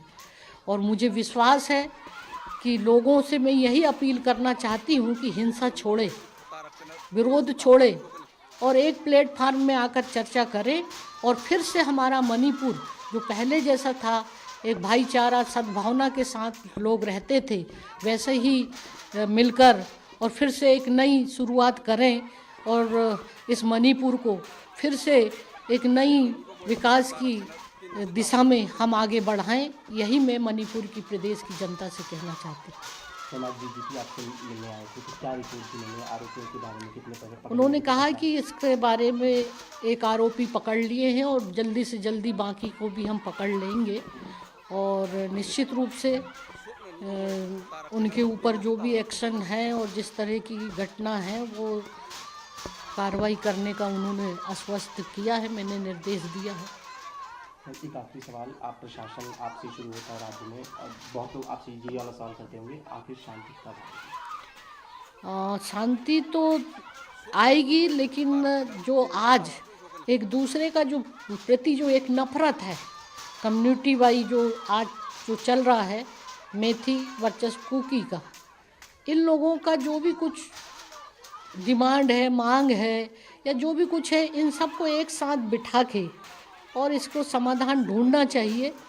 और साथ में सभी लोग मिलकर, मैंने सभी लोगों से अपील की, पॉलिटिकल पार्टी, सामाजिक संस्थाएं और सभी नेता जो लोग मेरे पास आए थे, इन सब लोगों से भी कहा कि इस मणिपुर में पीस लाने के लिए आप सब लोग सहयोग करें, अपील करें यहाँ की जनता को कि ये हिंसा छोड़े और एक दूसरे के साथ एक सद्भावना बनाए। और मैं समझती हूँ कि सभी लोग यहाँ आकर अपनी अपनी बात और यहाँ के लोगों से अपील भी की। सारे राजनीतिक दल आए और वो भी चाहते हैं कि पीस आए, यहाँ धार्मिक संस्थाओं के अलग अलग सभी धर्मों के 10-12 लोग आए दिल्ली से, मेरे से मुलाकात की। उन्होंने भी प्रार्थना की यहाँ में शांति लाने के लिए, और कहा भी कि हम कोशिश करेंगे सब अपनी अपनी कम्युनिटी में जाकर और इसको पीस लाने के लिए उन सब लोगों को समझाएंगे। और मैं समझती हूँ कि ऐसे समय मणिपुर एक बहुत ही नाजुक और गंभीर एक चुनौती से जूझ रहा है यहाँ के लोग, और इस समय उनको एक बीच में आकर और सबको मिलकर यहाँ लोगों को एक प्रकार से शांति लाने की अपील करें, लोगों को समझाएं, तो मैं समझती हूँ कि जल्दी ही शांति आ जाएगी। Thank you. A sort of a long bite given by the governor. I think there is no doubt, there's nothing wrong to say that the government is in a damage control mode right now. I'm very happy to say that I am joined by Subir Bhaumik, a very noted author and senior journalist from Northeast. Thank you so much, sir. I'm also joined by Major General Ashwini Sivach, defense and geopolitics expert. A very warm welcome to you, sir. And I'm also joined by Dr. Thongolal Haukep, Assistant Professor, Center for the Study of Law and Governance, JNU. Very warm welcome after a long time. Welcome, Mr. Haukep, all of you. Today, just to take you, we had visuals from Churachandpur. We had visuals from place where the houses of the accused were burnt. So we were able to retrieve new footage from as to what was happening on the ground. And Brijesh, apart from that, the footage which we'll be playing on the screen right now, if we can split our screen in two parts, I would, let's split our screen into the two parts, and these are the most powerful visuals. The visuals of Churachandpur, and on the right hand side is the visual of Nongpoka Sekmai. And before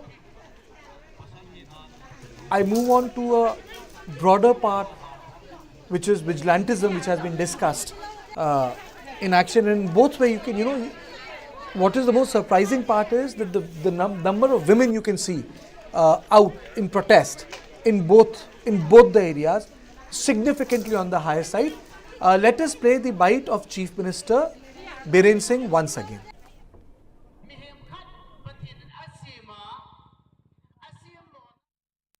No, just suddenly one video clip has become viral all over the nation. This was really shock. And today, after seeing the viral video, all the legislature of the ruling BJP and the groups took a decision to condemn the heinous crime, and also we term it was a crime against humanity, and the state government will give possible all effort to get punish the culprit, the element at the highest punishment up to the capital punishment. We will make all effort to get it to them. And I, on behalf of the legislature party and the people of the state, want to appeal to the people of the state that we should make this event as the last against the women, sisters, and elders. We should respect the women, we should respect our sisters, our mothers, we should respect our elders. That is why we started operation immediately after seeing the video clips, and now the state police has arrested the suspected male culprits, and the further investigation is going on, and those who involved will also be arrested and booked as per the law of the land at the earliest. Thank you. Sir, how many arrested and how many identified? As of now, one has arrested yesterday, and recently I got one information, another one also arrested now. And this interrogation is going on. I don't want to make it more elaborate. Thank you. The police got the information, registered the FIR, but started the investigation and action after 2 months. ये देखो वही तो बोला है ना, ये मणिपुर में जो वायलेंस जो है कंटिन्यूस चल रहा है, तो इसमें कौन कौन है क्या क्या है इसको आइडेंटिफाई करने में टाइम लगा, तो इमीडिएटली वीडियो मिला, इमीडिएटली रिएक्ट किया, will not spare anyone. Thank you. Just My first question is to Subir Bhaumikji, but before that, I'll read out a copy which has come on wires, and that it is very, very important. It says that the National Commission of Women wrote letters on May 18th, May 29th, and June 19th. The NCW chief said that she took suo motu cognizance of the incident on Friday after the video surfaced. The National Commission for Women Chairperson Rekha Sharma on Friday said that she had reached out thrice in the last 3 months to authorities in Manipur over incidents of violence against women, but no response was received from them. She was responding to a report in the section of the media that she claimed that the commission had on June 12th received a complaint about the incident of 2 women being paraded naked on May 4th in the ethnic violence hit northeastern state, but had not taken any action. The May 4th video surfaced online on July 19th. This report has been put out by Press Trust of India. Now, Sharma said she denied receiving any report. However, NCW chief said that she had received other complaints regarding women issues. For that, she had reached out thrice to the authorities. She shared the letters sent to the authorities in the state. Sharma had written to them over complaints of incidents of violence against women. We had to verify the authenticity, and also the complaints were not from Manipur, some were not even from India. We reached out to the authorities, but no response was received. So, NCW chief said that she had taken suo motu notice. Dada, your first comment. NCW chief saying letters written on May 18, May 29th and June 19, no response came. Bhaumik ji. Well, I will first say something more important, which is that these incidents, whenever they have happened, the state police special branch, they report to the state government. You know, such a thing of rape and blazing violence, you know, which has played out over a period of time, definitely quite a few hours, if not half the day, would have been reported definitely. And I am sure, I know for a fact that it was reported by, you know, somebody in the state police special branch from that area, the Thana also. And it has come to the state home department people in Imphal. Also the central IB, that is SIB in Imphal, has sent these reports to Delhi, and this will have come to the Home Ministry. Now, why? My question is, why no action was taken on the basis of these intelligence reports, which came to both the state and the central government? And similarly, what Rekha Sharma is now saying actually substantiates the attitude of both the government that, you know, attention has been drawn to these kind of crimes against women, and no action really taken, no arrest made. The perpetrators are scot-free, they're going around and doing more damage. Point here is, for the argument's sake, Kartikeya, if we say that the intelligence had not reported such an incident, that the intelligence was not doing its job, and those guys need to be sacked and thrown out. If they had done their job, the consumers of intelligence, which means, you know, the Home Secretary level people, the police DGP, what were they doing? And what was the Joint Secretary Home looking after any doing in the Home Ministry in Northeast? Why were they not sort of pushing for action against this? This is the administrative level. And then when, you know, the National Commission on Women, they send such reports, now we say that we have these kind of bodies and we feel very happy about it, and we think gender empowerment has been achieved because there are such bodies. But when those bodies are actually drawing specific attention to specific instances of crime, if those letters go unreplied, if there is no apparent action taken by the state government, this actually points to the central argument I have made on your channel and other channels over the last few months, that there is a complete failure of governance in Manipur. And this is reflected not only in the lack of action that has not been taken against women, but also, the weapons going out. I am using the term going out of the police armory. People say looted. What looted? Armory से हथियार तब लूट होता है. It's only possible when heavily armed insurgents attack police station. That was not the case in Manipur this time. These weapons were given out to troublemakers, not even insurgents. These are ordinary troublemakers who don't have the wherewithal to go and loot weapons from Thana. Now you have the joke of a lifetime.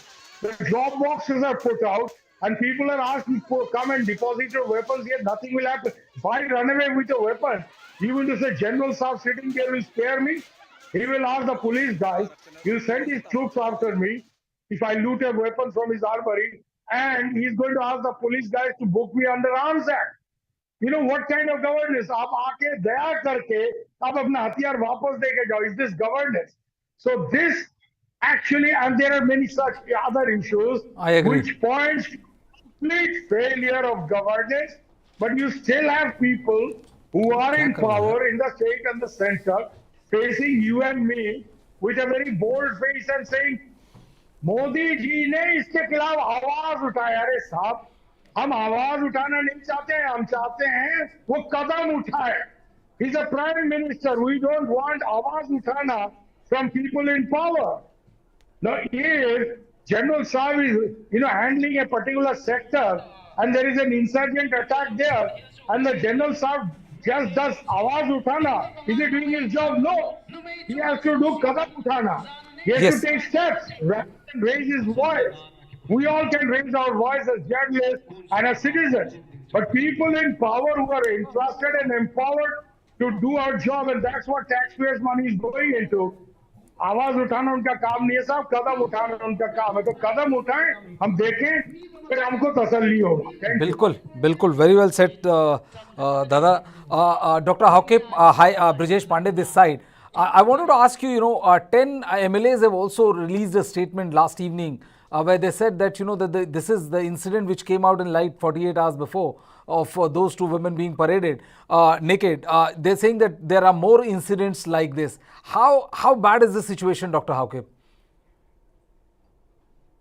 Brijesh, all these incidents, are not something which we have not talked about. Yeah. I have written pieces in Outlook and other, or we have discussed about all these incidents, and we have been, for the last 2 months talking about this rape, murder or other, for the last 2 months already. And it's only through this video that was circulated day before yesterday that outrage, the modesty of women, or it started a kind of outrage, in the country. So this is a kind of visuals that that incite anger among the Indian citizens, and that has an impact, of course, into the politics, into different people from different walks of life, and of course, as I've said, in media reports, in many website portals, these incidents have been reported. It's not just this, two women being paraded. There are other incidents. For instance, in Parampat, 2 women were brutally raped and killed on the 5th of May. And besides that, on the same day, there were 2 women who have been shot dead also. The visuals, the pictures of those 2 women, lying, all blooded in a place, has been circulated in social media. So all these things has been there. People, have been saying that these are the 2 incidents that have been, reported. But there are many others who would not have been reported also so far, because there is no visuals to complain about. So it's mainly what you can see that outrage people But there are many others that had happened, and as we have indicated in the first 1 or 2 weeks, there are about 60 people there. How those people would have been killed is beyond our imagination, because at that time there was hardly any arms with people. It was like they would have been killed through some kind of sticks, and others, and it would be a painful death for many of them. So yeah, we have been talking all about this, and what has emerged slowly after 2.5 months is something that slowly slip out of people's phone, and eventually it become visible, and it outrages many people with a human conscience. And of course, in the days to come, few will come out of the kind of situation that is happening in Manipur. For the last 2.5 months, there is an internet ban, and because of this internet ban, perhaps some videos that have been kept hidden or kept lying could emerge suddenly also. So as the time goes on, what we can see is that the divide becomes wider, and unless there is a kind of political a solution be done quickly, then the divide would become greater and greater, and there will be no way that the two communities could once again come together and live together. Yes. General Sivach, one of the biggest worry, other than what is being on display, is the fact that, a lot of arms are still out in the open. There are assault rifles, SLRs, and LMGs with lakhs of bullets. It's not a small amount of arms to be in the hand of the public. As Dada very wisely put, that looted within quotes. So we know for sure that whether it is looted or more or probably handed over. How dangerous is this armed? This situation of armed civilians, where the government is seen with from first day of the conflict to this day only with folded hands, requesting them to surrender their weapons, where no such surrender has taken place. Absolutely. You see, the point is, as on today, the complete environment is surcharged in Manipur. And there are more than 10,000 illegal weapons which are there with both the communities. No doubt about it, all these weapons which were handed over or looted by them, there are about 5,000, only 1,000 were returned back. And there are another 5,000 to 6,000 weapons which have managed to come from Myanmar. So there are 10,000, the whole society charged. The pressure of the law enforcing agencies they are well equipped, well armed compared to the civilian, and that's why the law and order is easy to be maintained. But in the present situation, it is not happening this way. If you are also equipped, so are the people, so are the insurgents. So unfortunately, this is what has happened today. There are so many weapons in the society, very difficult to bring peace and order until unless you disarm them. So I suppose the roadmap should be like this. First and foremost is seal the border between Myanmar and Manipur, whatever possible it can be done. Second thing is carry out a coordinated search operation, try to get back these weapons. Till that time, these weapons are with the public, the way you are now showing, these are even not only semi-automatic, they're automatic weapons. Peace will not come. You have to get these weapons back from them. And if you have to use force, so it be. The law and order has to come. Because the gap between the two communities have increased so much, there is a mistrust. There is General Sivach, I'll just interrupt you there for a second, sir. It is more than 4,537 weapons and more than 6 lakh bullets, ammunition, have not been illegally smuggled. They have been stolen from the Manipur Police Training Center, sir. Absolutely. No, you very rightly said they have been stolen and they have been given.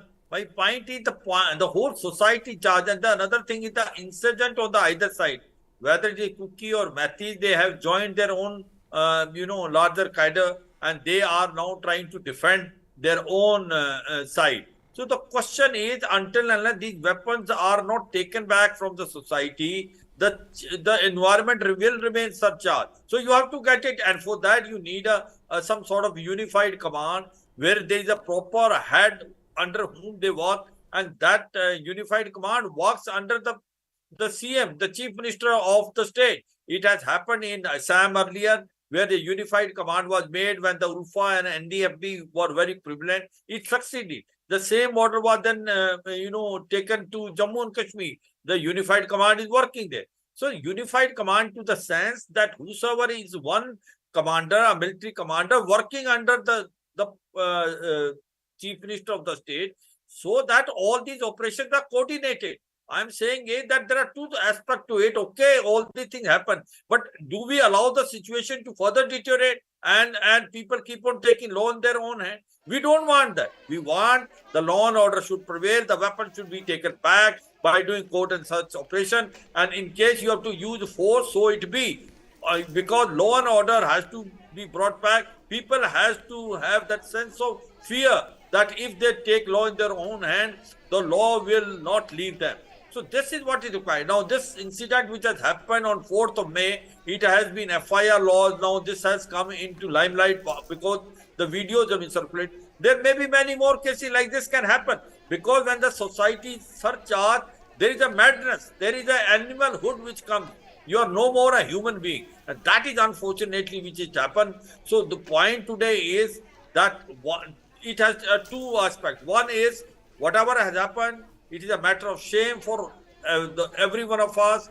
We are not proud what has happened. A strict action to be taken against the defaulter. These people should be apprehended at the earliest. 4 of them has already been done, and law should take their own hand. At the same time, move forward now. You have to ensure how you make sure that the violence reduce, law and order prevail, and then slowly and steadily you want that confidence to be built between both the society. Remember what is happening between Kohima and Imphal. The road is blocked. The essential items cannot come. And another very important point which we are missing, that in case the Manipur remains on boil like the way it is happening, it will have direct repercussions in Nagaland and Mizoram. Mizoram, because there are population which is there in Mijos, which is in Lusai Hills, basically Jo and Chin population, they are Christian, because majority of people who have run away from Manipur have gone to Mizoram. Second is the Nagas in Manipur also have a lot of appreciation of Nagas in Nagaland. So in case if we are not able to sort out this problem at the earliest, then this can have a ramification another state. Remember, Mizoram is peaceful after 86. A very good pact was signed, and I have operated there in 77, 78, 79. That is the time when the talks were started between Lal Dinga and Brigadier Byakchunga and the government of India, and it succeeded, and the peace prevailed. But in case Manipur is, is disturbed, and this can spread. So therefore, it is a requirement of the day. Let the law and order should prevail, and for that we need to make a roadmap. We have no other option but to disarm the public, and in that, if we have to use force, so it be. And the biggest victims on the either side is the woman. This we are realizing now, that the woman on the both sides would have become a victim. Few of the videos have come, few of may not come. Government is very, very stern now. They want to take action, and they mean business. It is a complex situation. It's not an easy situation, because here there is a distress and mistrust.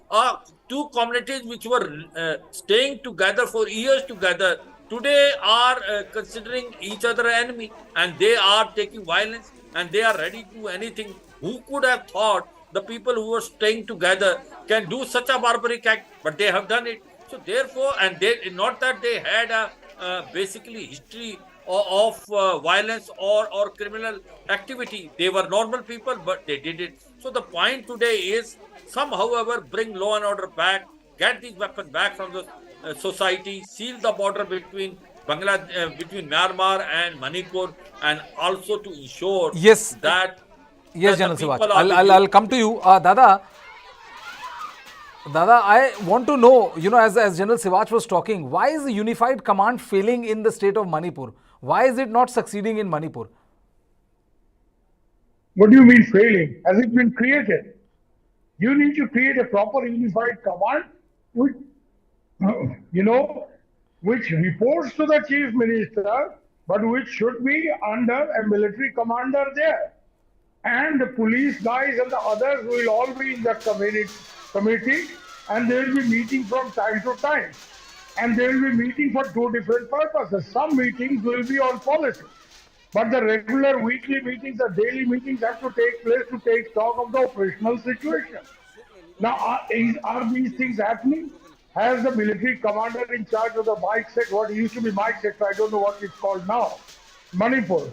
You know, I've known these commanders of the Mike sector since the days of General P.L. Kuki. So, is it happening? It's not.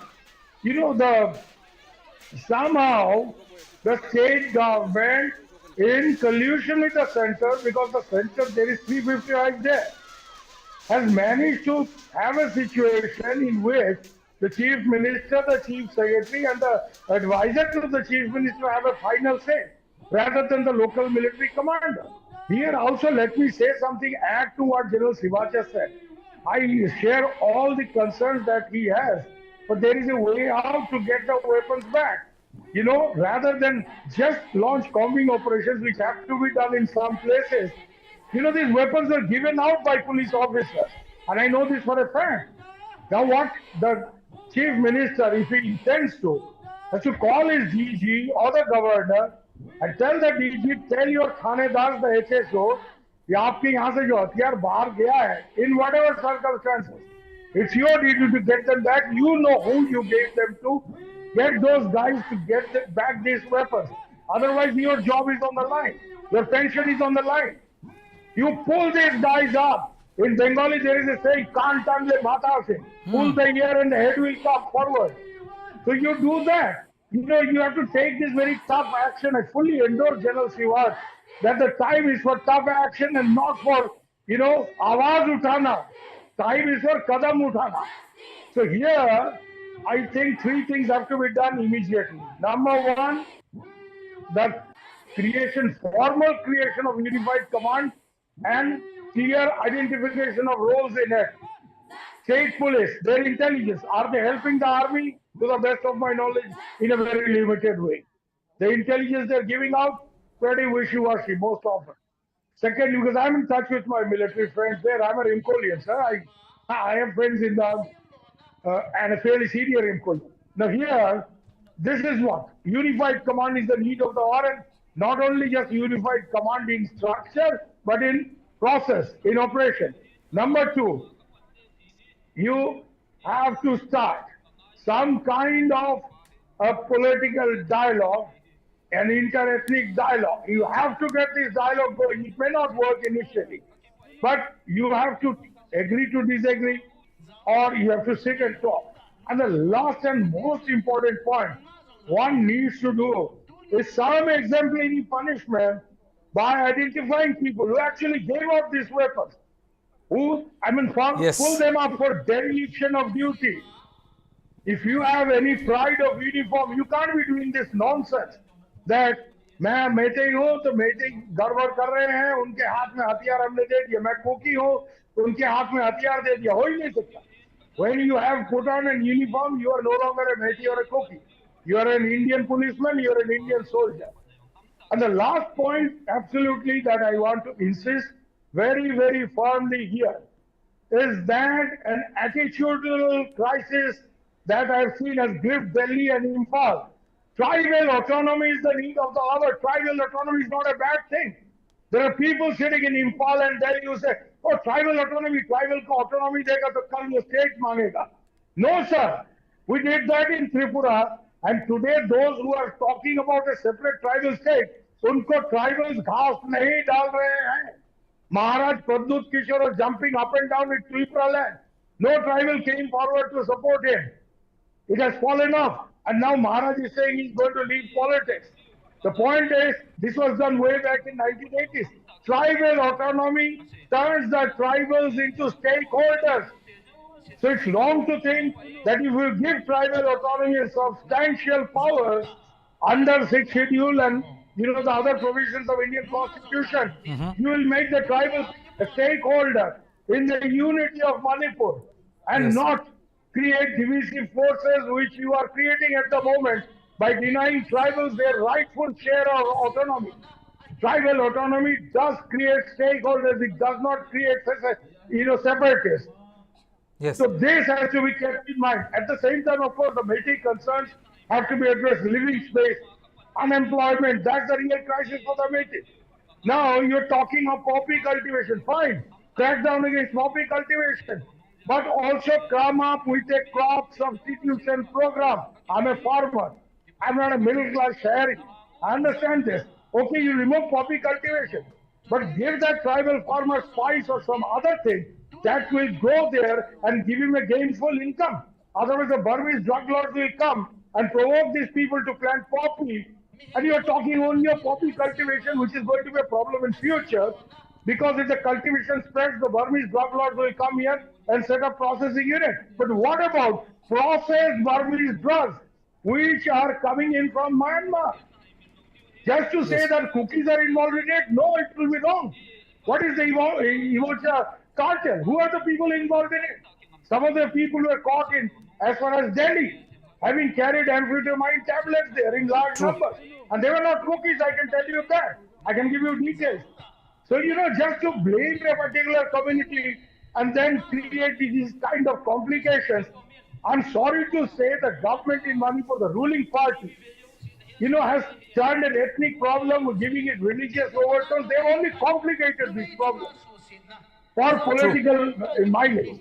Yes. This will not work. Yes. Manipur, I am against the division of Manipur, firmly against the division of Manipur, as I am against the division of Assam or Tripura. No further division, no creation of unviable states in Northeast. But give the cookies what is due to them. Give the Nagas what is due to them. Yes. Remind the Nagas. Yeah, why do you want Nagaland? Your people can be chief minister in Manipur. Have you forgotten Vishanti Singh was the longest serving chief minister of Manipur? He was a Naga. Stay in Manipur. You Tankul Nagas, if you join Nagaland, you won't be a chief minister in Nagaland, sir, because you are seen as Kacha Naga by Aos and Angamis and Chakesans and Semas. So, there are ways of doing things with people, creative ways and pragmatic ways of doing things with people. But you need out of the box thinking. सब कुछ हिंदुत्व के नजर से देखेंगे तो नहीं होगा. No. Very true. Very true. Very pertinently put, Dada. With different dynamics, and if you don't handle this dynamics, India का बहुत बड़ा advantage है. Your lookies and activities will happen through this area. You don't handle it properly, you get what my friend, the political scientist Sanjeev Baru has said, durable disorder होगा. True. Dr. Hauke. True. Dr. Hauke, do you see any kind of dialogue between the two ethnicity in the near future? Because if there is a complete absence of dialogue, how do you see any movement forward? Yes, I don't see any dialogue will happen between civil society organizations in the coming days, because people have lost complete faith on each other. So it has to come, as we have reiterated in this channel also time and again in the last 2.5 months. It has to come from Delhi. In order to bring peace in Manipur, we need to start with a kind of political solution, a political dialogue. Without that, I think nothing is going to happen.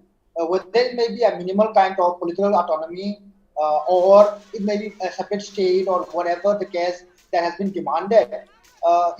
First political solution has to be arrived at in order to bring peace in Manipur, and this has not been pushed forward by the central government so far. And this is the need of the hour, because as you look into the kind of administrative mechanisms that is functioning right now in Manipur, look into the police. It has been divided ethnically, and many of the complaints on sexual violence and others, it has been there for the last almost 3 months, and nothing has been solved, and it has not been examined by the police themselves.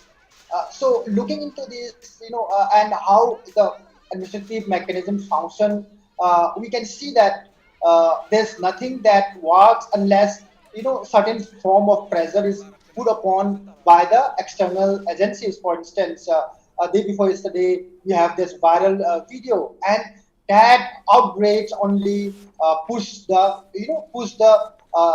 state government to take certain actions. Otherwise, no actions would have been taken. So any solution regarding Manipur has to come from Delhi, and there has to be a political solution to this. Otherwise, I don't see any kind of returning to normalcy or people, thinking about opening schools, opening colleges, and other governmental institutions in the near future. So some kind of political solution has to be arrived at soon, so as to bring normalcy in Manipur. Professor Prasenjit Biswas, Professor of Philosophy, Northeastern Hill University, has also joined us. Welcome, Professor, to News9 Live. I'll come to you, but first I'll go to General Sivach. General Sivach, we also heard the governor, Governor Anusuya Uke, on the video, the shameful video which has come out, and her response was also very apprehensive. She said that she has spoken to the DGP. She asked why no action was taken, and the fact remains, General Sivaj, that police knew about this. Because there are versions which are coming out from the family say that the cops virtually handed over the family to the mob, and this kind of assertion, if it is coming right from the top, what exactly does it tell us? That there is no law and order situation there back in the state of Manipur, sir?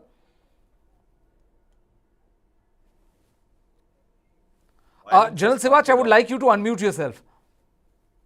I'm unmuting. Yeah, now you are. Hello, can you hear me? Yeah, now I can hear you, sir. Please. So the point is that on 3rd May, when the violence has erupted, I don't think the state government was prepared for it. The intelligence failed. And by the time they could think about it, the events have taken by themselves. And the way the violence went on both sides, it went like a wildfire. And both sides have become victims, whether it is Kuki or Meitei. And by the time, there is no doubt that the action was slow and sluggish.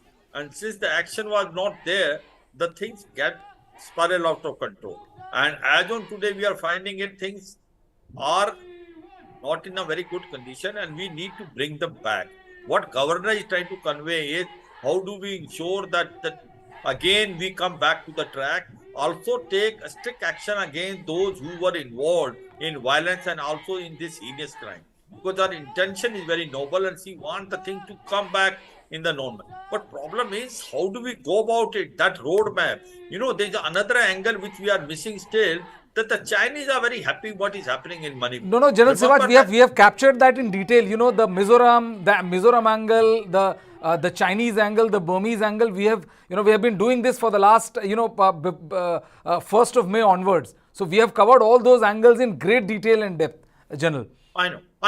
What I'm trying to convey is that that why it is important is that Myanmar and Manipur are interconnected, and also Mizoram, because our act is policy that international highway which is going from India, going to Myanmar, then to Thailand, and then to Laos, Cambodia, then Kaladan multimodal project which is coming from Calcutta to Sitwe, and then through that it is coming to basically Mizoram. All these, why I'm trying to tell you is, and also in Arakan Hills, where we have made number of houses, that all these activities are taking place in Myanmar, where India is involved. And you also find the western part of Myanmar is not in the control of the government of the day, including military junta. There is an insurgency there. And the best part is, what has happened is that China, which has made China-Myanmar economic corridor, has also in touch with certain militant group to just buy peace, because they want this project to be completed in time. So such is the situation in the western part of Myanmar that we have to see. I would like to, read a response which we have received from the Chief Information Officer, Commissioner of Manipur Government, Oinam Sunil, and he has said that, there have been 6,000 FIRs which have been registered since May 3 in different police stations. He says it is impossible to give attention to a particular single case considering the size or small size of Manipur police. And he said maybe delay investigating the two cases, case of two women nude parading is because of the large number of FIR. If the video was received around May 4, by now the government would have arrested all accused. The FIR didn't mention about the video. Now this is the response which has come from Oinam Sunil, who is the Chief Information Commissioner of Manipur government. And he says that the FIR didn't mention video. It will be too harsh to blame the government for the delay because all police force were used in firefighting. Government arrested 4 persons within 48 hours of video clip surfacing. Now this is the response which has come from the Chief Election Commission, Chief Information Commissioner of the Manipur government. I will go. It's a fair point, and as a fair news channel, you know, it's our duty to put forth all the versions of all the sides to our viewers. Professor Prasenjit, do you think, you know, what is happening in the state of Manipur is a blow to the BJP's Act East policy, you know, where we have seen how Prime Minister, you know, ever since he has assumed power in May 2014, you know, the key focus area, Professor, has been to make sure that, like, you know, one minister visits the northeastern states once in 15 days and a massive push has been given. Do you think this, what is happening in Manipur undoes all that thing? Or is it too early for me to reach at this juncture? Undoing probably would be too much to say, but certainly it has impacted in a very negative and deleterious way, especially India's image among the international community is certainly dented by all these unfortunate events, which is like a genocide that is happening in Manipur. Especially this parading naked, you know, and the discussion that is following from.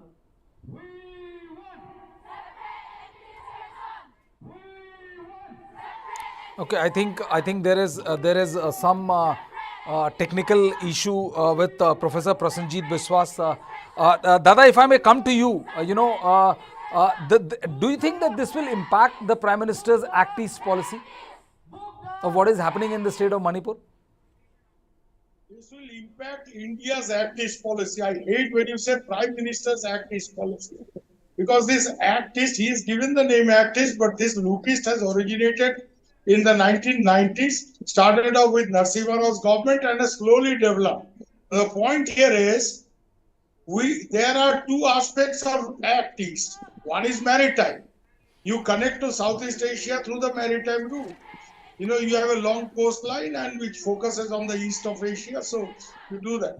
The other is, and which we are talking about now, is connecting to the tiger economies of Southeast Asia through the land route and situating a backward, underdeveloped region like Northeast at the heart of India's engagement with Southeast Asia, which will have automatic spillover effects in terms of growth and development and infrastructure building in the Northeast. So that was the whole idea. Now Modi ji came and he wanted to give it a push. There are two factors here, and I'm very happy that General Sivaj brought out the Myanmar angle. You know, when you connect to Southeast Asia through land, you have to go through Myanmar. You can't change geography, sir. So, and you have to go through the Northeast. Now, if in the Northeast, and especially Manipur, whose eastern gates have to open to connect to the Southeast Asia, if Manipur is disturbed the way it is now, how do you run a regional connectivity project through a state which is so horribly disturbed and disrupted, where roads will be blocked, you know, for hours and days and weeks together? Also, if you have a neighbor like Myanmar, which is so horribly disturbed now, it is degenerating into civil war, and General Sivaj is absolutely right that in the Sagaing region particularly, you have daily fighting between the PDF forces, lower down with the Chin insurgents, further lower down the Arakan army with the Tamada or the Burmese military. And which is why the Burmese drug lords have turned to Manipur. Earlier they turned to Manipur to transport their drugs through Manipur into the Indian market. Now they're turning to Manipur, Lo Shedian, Jhangi Min and Wei brothers, these three cartels, they are turning to Manipur, they are turning to Ibocha cartel, not just to transport their processed drugs, but because they can't access their own poppy fields due to the fighting in Myanmar, they are trying to encourage farmers in Manipur to grow poppy so that they can move their processing factories here in Manipur. Very dangerous future prospect. So, if you keep all this in mind, you will see that unless you resolve the internal problems, you solve the problem with the Nagas. 25 years you are negotiating with them and still no act. Almost 8 years that you signed a framework agreement and no progress. You have to settle this whole thing with the Nagas. They're the mother of insurgency in Northeast. You have to sort out this meitei Kuki and meitei Aga and all these other problems. If you have to operationalize the act is through land, you can't just bring something from Bombay and transport it through, treat Northeast as a transport corridor. You have to create a manufacturing base here, like the Chinese have done in Yunnan. Huge manufacturing base and then sending those stuff out into other parts of Southeast Asia and also South Asia, as and when possible. You have to create a manufacturing base in the Northeast and not just treat it as a transport corridor, because then it will have no spillover benefits to the local economy. Only our Northeastern brothers will see trucks passing by, big container trucks. So that's not the idea. The idea is if you have to turn Northeast into a developed zone and you have to use your foreign policy outrage, neighborhood outreach for that purpose, the first thing you need is internal stability. And the Indian Army is a fantastic organization, but it's not their job to bring internal stability. They can handle law and order in aid to civil authorities up to a point of time. This is a political problem, has to be solved politically. Where is the political dialogue? Okay. गश्त लगाने से area domination से law and order आप control कर सकते हैं, पर जब तक ये पॉलिटिकल प्रॉब्लम कंट्रोल नहीं होता है, to turn this area into the spearhead or the jumping board of your lookist policy or actist policy is a far-fetched idea. Cliche is very good. There are some people terrific with sloganeering, coming up with very catchy phrases, including some of our great leaders. Usse kaam nahi hota hai. True. You have to look at the situation, and I am suggesting an M2M kind of a problem. You have to tackle the problem in Manipur through internal dialogue and everything else that I've said. You have to also take play a serious role in peacemaking in Myanmar. Why can't you send a Myanmar peace mission? Oh, we are supporting the ASEAN, 5-point consensus. What do you mean by supporting the ASEAN? You think you're a regional power and you become a regional power by propagating wait and watch? You have to play a role. You are the land of Gandhi. Send a Gandhi peace mission. Put somebody from Manipur like R.K. Ranjan Singh. Put Zoran Thanga. Put one of our retired generals who know the area very well. Send one or two other Buddhist monks. Chalinda Bhante, who is very popular in Myanmar and rest of Southeast Asia Buddhist areas because he's the head of the Mahabodhi temple and he hails from Assam. And one or two other monks, Burmese, Vietnamese monk, like Dr. Lam. Creative thinking नहीं है साहब. वो पर्ची लिखते हैं यहाँ वहां से मार के. हमारा पॉलिसी पेपर भी हम देखते हैं ना, ये यहाँ वहां से मार के फलाना set. What have you said? Huh? God, I agree with you, Dada. There is a lack of intelligentsia is also वो cut and paste वाला intelligentsia. Okay. Selling Harrison said, falana said. What have you said? Okay, Professor. Professor Prasenjit, I'm glad you're back with us. There was some issue with the internet. You just heard Subir Dada. He's saying that there is a lack of creative thinking. What kind of creative thinking, if I may ask you, sir, would you deploy to diffuse the situation here in the state of Manipur? Actually, for Manipur, what is needed is a broad-based dialogue. Dr. Robert has also said, Shubirda has also said that it's a question of managing this internal conflict. So, the first step is to bring the conflicting sides together, face to face. We are not able to do that. Even track 2 is not possible. There are two parts of the conflict. A part which is actually conflagrating the conflict, and the other part which is largely civil society, people who think, people who deliberate, and they also build up an opinion within their own society. At least one part of this and one part from the other side can be brought together in order to develop a kind of an opinionated idea that this conflict is not leading us anywhere. That kind of a first step of opinion building has to be begun with. That is the job of the government of India, which they haven't started. At the next level, there must be intense surveillance, intense understanding of the conflict zones, why repeatedly certain types of violences are repeating in the night, in the daytime, in the afternoon, and which kind of people are getting involved in it. There is no sensitive understanding of the sensitive zones. Rather, it's a very bird's eye kind of a view that police and paramilitary forces are right now taking, primarily because they don't know the terrain. As Subirda very categorically pointed out, the terrain itself is a big problem for the security forces. They may see certain hamlets, they may see certain habitats, but the chemistry through which the entire thing builds up, the building up of a machinery that gets into the conflict, that is not understood and analyzed by our internal security organizations or by any other who come there to comment and understand the situation.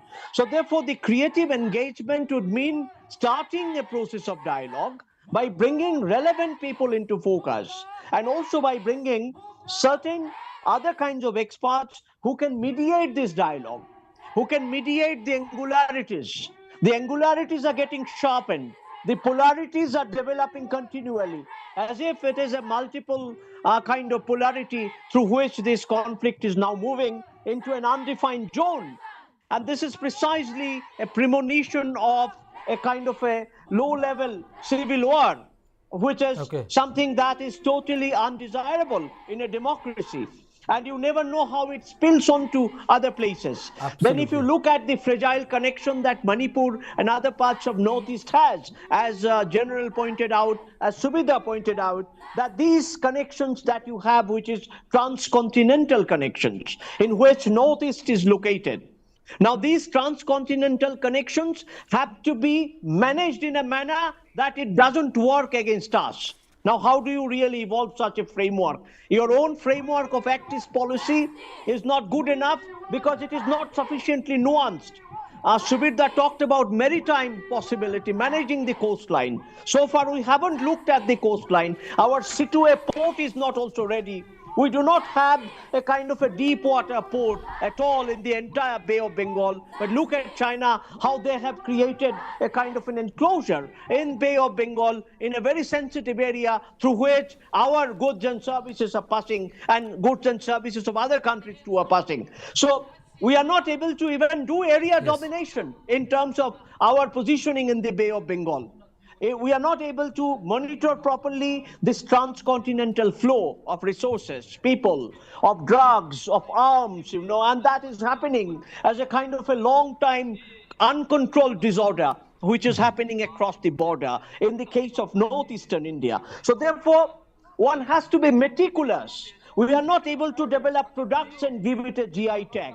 We are not able to transport it across the border. And Sagaing province and Myanmar army rule is the biggest obstacle. And there is no diplomatic solution to it as long as China is backing Myanmar's army for its own economic and other narrow interests. So a dialogue with China is also absolutely necessary. And that dialogue is progressing nowhere at this point of time. So you combine all these factors and think holistically, which is missing at this point of time. This needs to be regenerated, recreated, rescripted.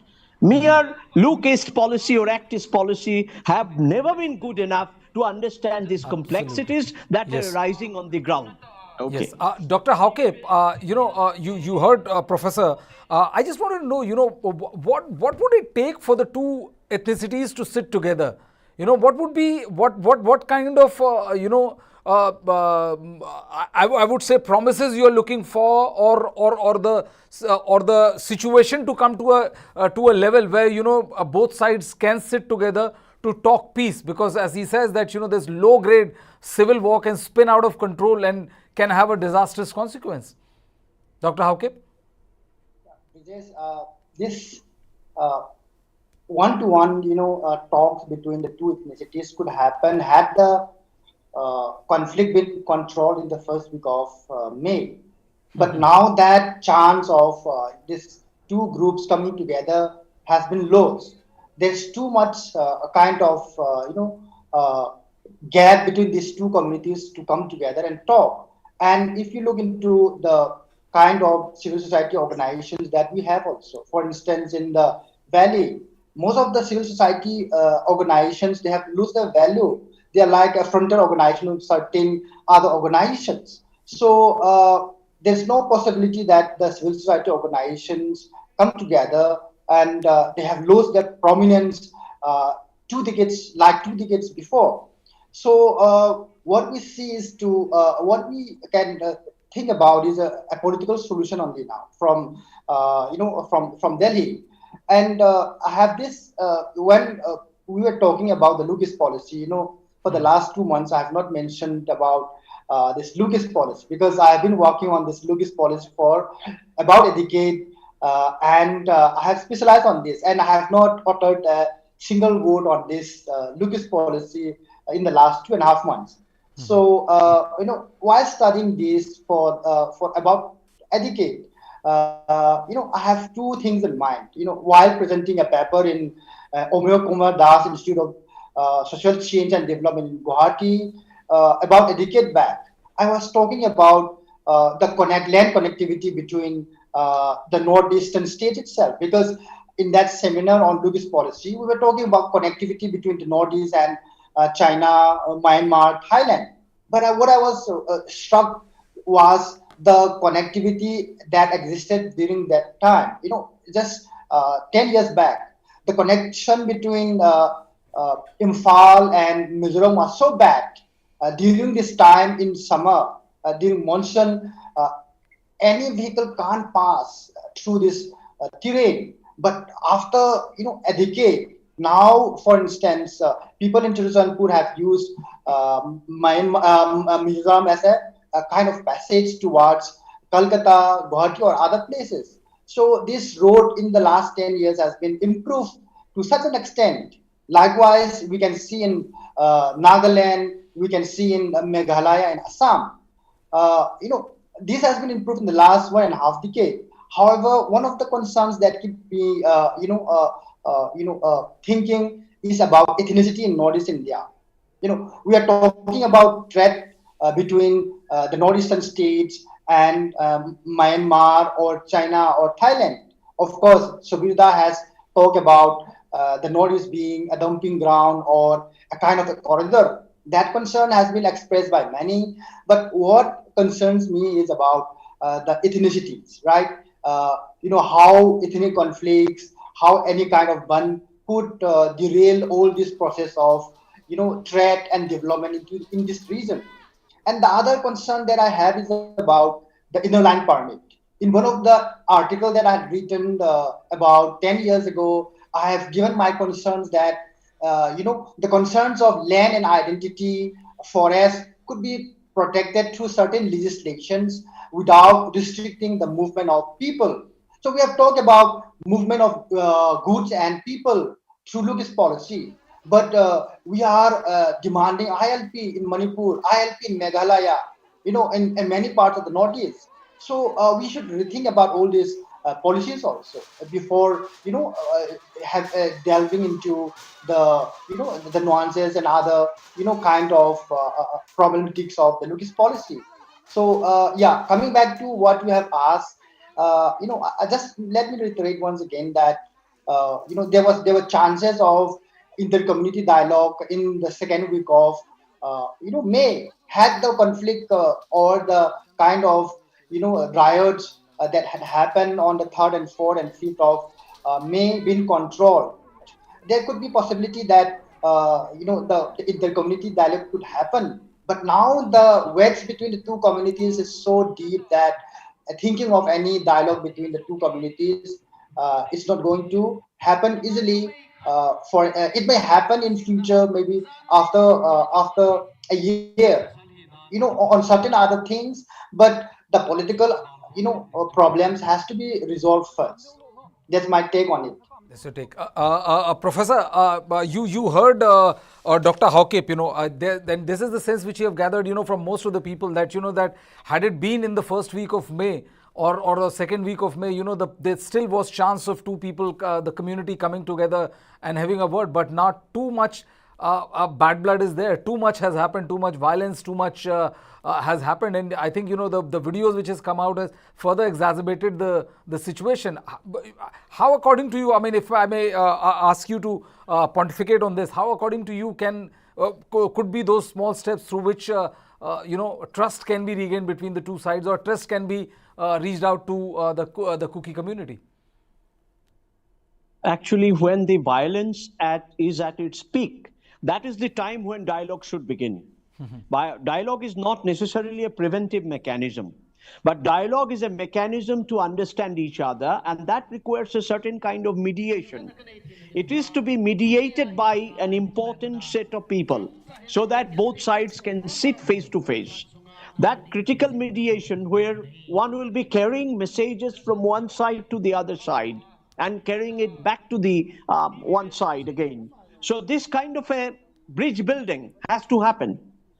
Dialogue cannot be a straightforward process. So therefore, a political dialogue requires a lot of expertise, security experts at one level, political brokers at another level, genuine pacemakers at another level, and everybody finally coming together. The situation should be such. So that initiative has not been taken at all.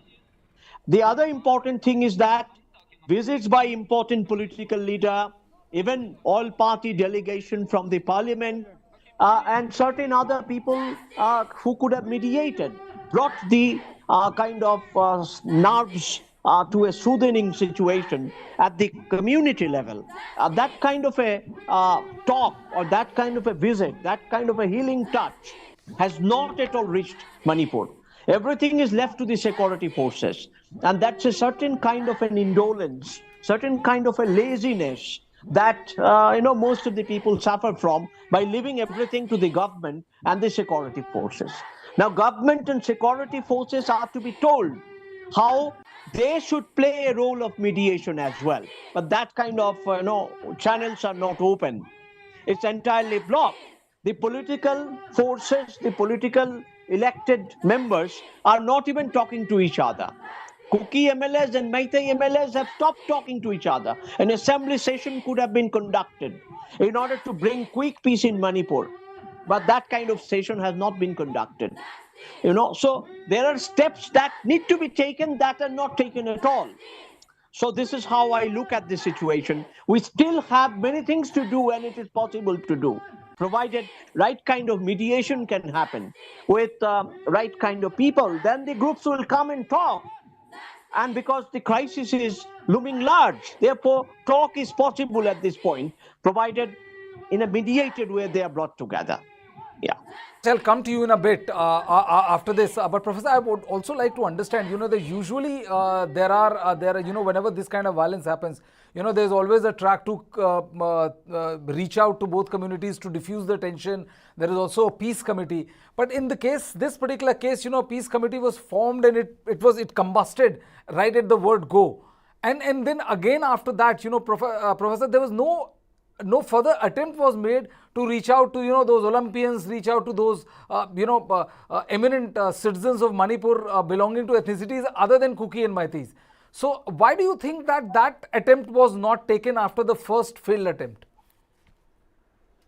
Because the point is that there is a certain cycle of violence is already set in after 4th of May. You can see the kind of attacks that have been happening all across after 4th of May. So there is a logic of revenging. Retaliation was already at work. Now that is a grave security situation. Security forces should have been able to contain this. To some extent they have succeeded. But again, there is a conflict between one security force and the other security force. And that kind of conflict is undesirable and unheard of. That has happened in case of Manipur. So therefore, you can see Manipur situation is much more complex than what meets the eyes.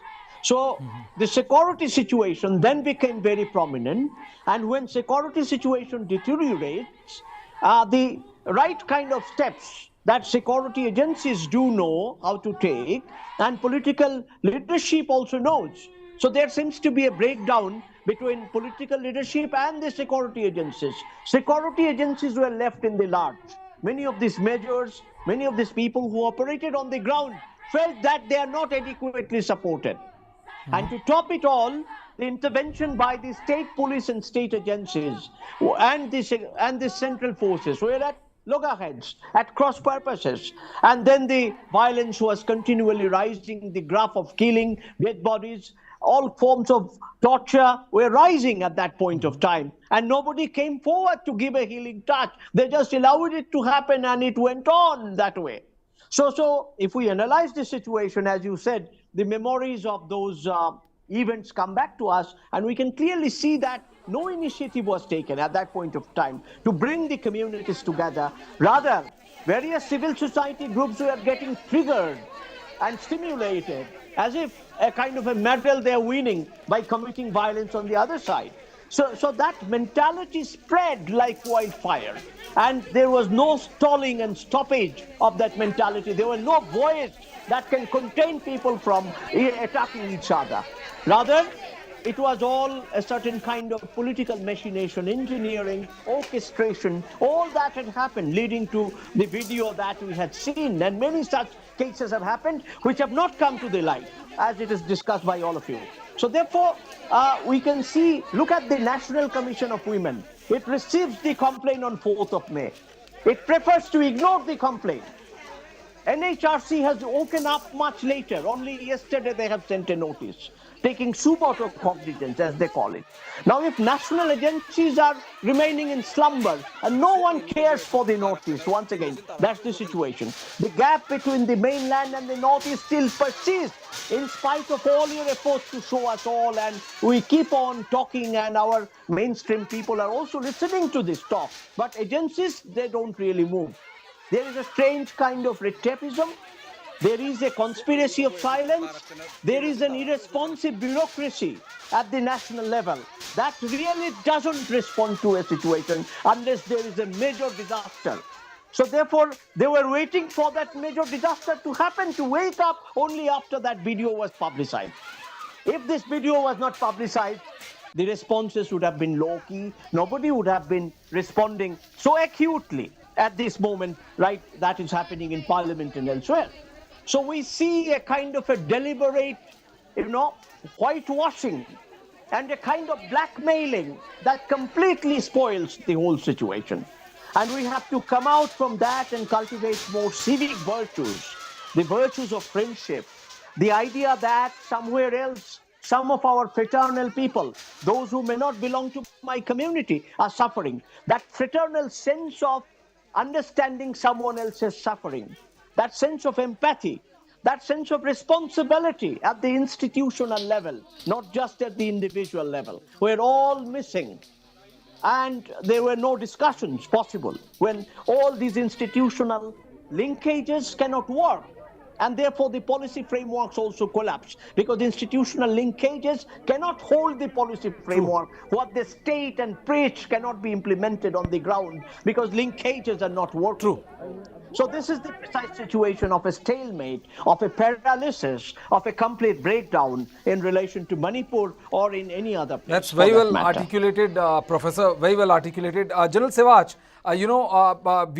we spoke about, you spoke about, how it's an international border, it has massive security implications, and with thousands of guns out there in the hands of civilians, we are sitting on a powder keg, if I may say so. What is the way forward, General? How do you think that, how do you feel that, the situation can be controlled first by ensuring that law and order is brought on the ground, because the boots on the ground is not creating enough kind of quake in the heart of those civilians who are armed with SLRs and automatic rifles and lakhs and lakhs of bullets. Absolutely. See, very important thing we must understand is the western part of Myanmar is a disturbed area. And this has not been even control of military junta in Myanmar. And China itself, when it wants the China-Myanmar economic corridor, which comes from Yunnan to Kuakapu, which they have made a decode, they are even taking the help of the militants to ensure there is a peace there. They are very smart operators. Now, as far as India is concerned, what has happened is that India, Manipur and Myanmar, there is no restriction of moving to 16 kilometers on the either side. So this has been misused, and you'll find it. A lot of weapons have come from Myanmar. Also, the drugs have been going from here. People have also come and settled down here. So the question is, they are interlinked. And this is where we have to break this interlink for time being. And that's why I keep on saying, you have to seal the border. And thereafter, you have to now ensure that the weapons are recovered back. You can have a different strategy which can work out. If nothing works out, then combing operation is a requirement of day. You have to do it. You have to get a weapon back. Unless the weapons are not retrieved from the society, the peace will not prevail, because then they are empowered to take law in their own hands.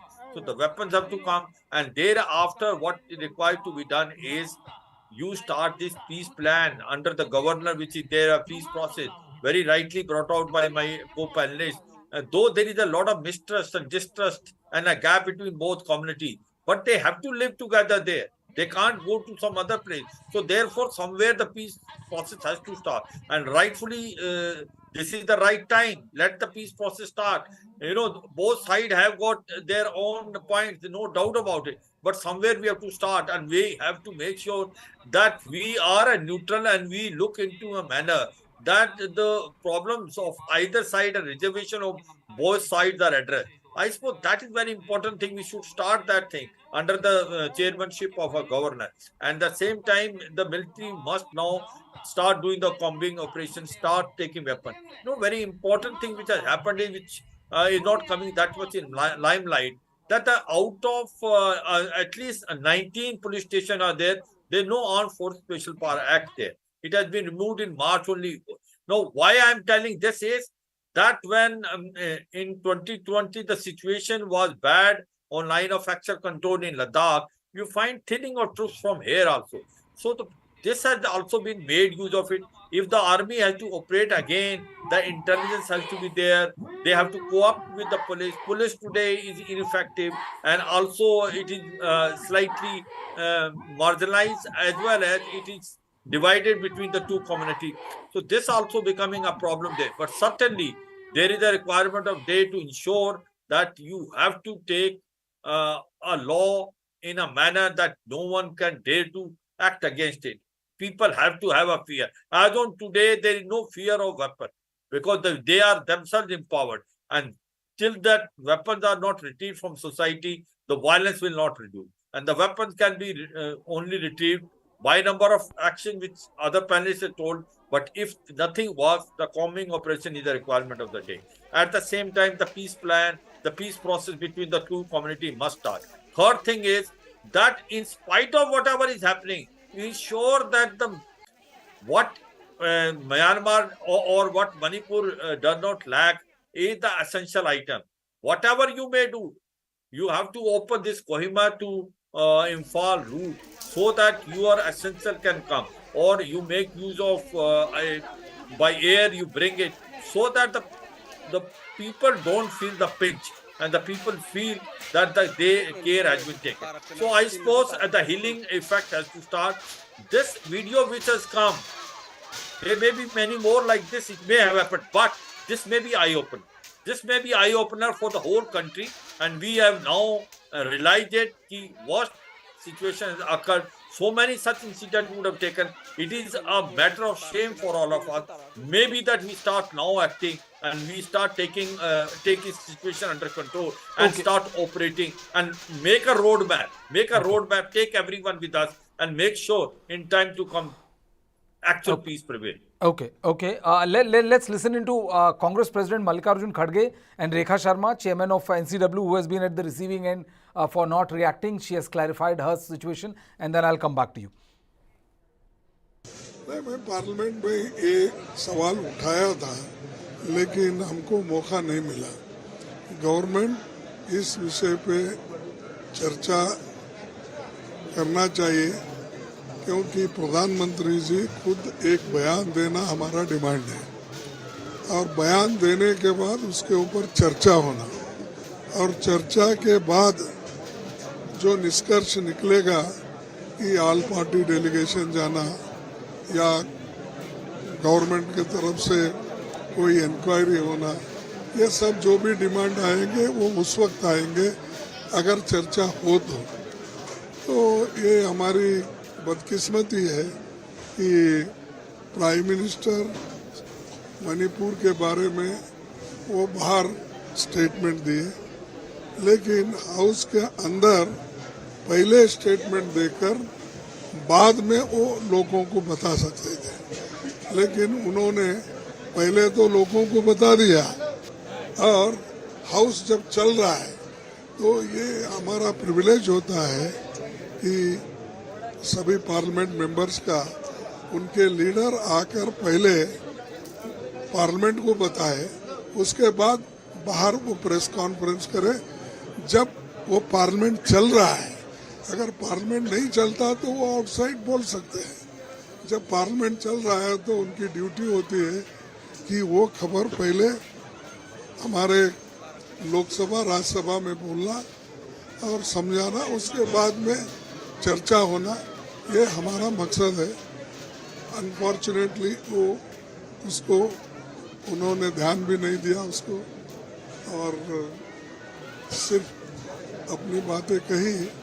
अब मुझे आज इत्तला मिली कि अमित शाह साहब कुछ statement देने वाले हैं, तो सवाल ये है कि अमित शाह साहब स्टेटमेंट कोई भी दे सकते हैं, दिक्कत नहीं है, लेकिन प्राइम मिनिस्टर आके अगर देते हैं तो वो बहुत बड़ी बात होती है, क्योंकि अब तक उन्होंने 80 दिन में इसके बारे में कहीं जिक्र नहीं किया। अब वो करना चाहिए था, लेकिन इसमें भी उन्होंने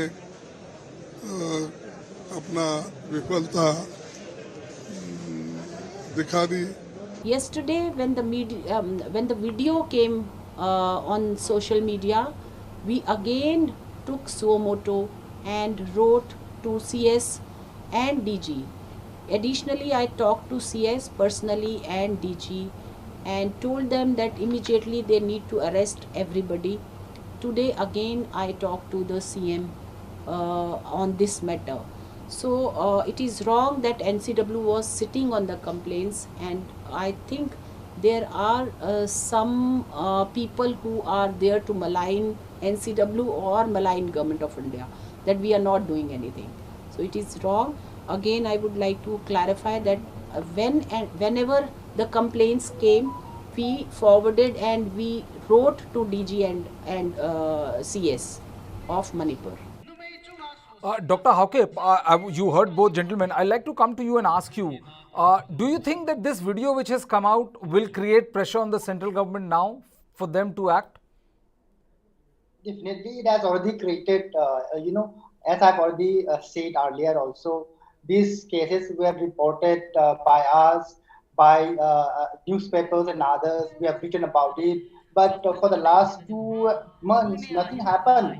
But it was only this video, the outrage, that came from all sections of people in the country, that, Modi was forced to speak about it. And Subrita has been saying continuously that it's not about speaking out; it's also about acting. In Manipur, we have to act on the law and order situation, which has been totally collapsed since the 3rd of May, and we have to bring people back together. The people who would work for this law and order situation. And since the kind of conflict that we have in Manipur is political, people are divided politically, ethnically. There should be a political solution to bring back normalcy in this state. And as to continue with the other topic that we have been frequently mentioning, that is the Lucas policy to bring about development into this region through trade, through certain mechanisms of exchange with neighboring countries. The law and order situation has to be improved, and we cannot talk about development until all section of the society in Northeast, which is very diverse, are left discontent. We have to look into each and every one's discontentment and try to resolve within the ambit of the Indian Constitution. Or if we can create certain mechanisms that which could be out of Constitution also, that we have to invent it. So the ball is on the court of the central government to look into this matter. Okay, let's listen into what Governor Anusuya UK had to say. हाँ, ये जो video आया है, viral हुआ है, आज पूरा देश भी शर्मसार हुआ है और इसको लेकर कई लोगों ने बहुत सारा क्रोध, नाराज़गी, गुस्सा, मैं समझती हूँ कि जिस तरीके की घटना है, किसी भी व्यक्ति को एकदम हिला देने वाला, झंझोड़ देने वाला, जो कि आप समझते हैं कि मैं मणिपुर की एज ए गवर्नर होने के नाते आज मेरे प्रदेश में इस तरह की घटना होना, ये मेरे मणिपुर प्रदेशवासियों के लिए भी एक बहुत बड़ा मतलब ऐसी घटना उनको भी बहुत दुख हुआ होगा। कोई भी हो, किसी भी तरह की हमारी जो बहनें हैं और इस तरह से जिन व्यक्तियों ने किया है, ये बहुत ही हैवानियत कहना चाहिए और ऐसे लोगों के ऊपर तो जितनी से कड़ी सज़ा होनी चाहिए, उनको देना चाहिए। और जहाँ तक सवाल है, मैंने आज डीजीपी को भी बुलाया था, पूरी बात को संज्ञान में लिया और मैंने कहा कि जितनी जल्दी हो सके उन सारे आरोपी जिन्होंने इस तरह का दुष्कर्म किया है उनको गिरफ्तार करें और कड़ी से कड़ी कार्रवाई करें। और जिस थाने में 4 मई की जब ये घटना हुई थी और 18 को जब रिपोर्ट हुई थी, तो अभी तक पुलिस के द्वारा क्यों नहीं उसकी जांच करके और ऐसे आरोपियों को गिरफ्तार किया गया, और ये बहुत ही दुखद है। कुकी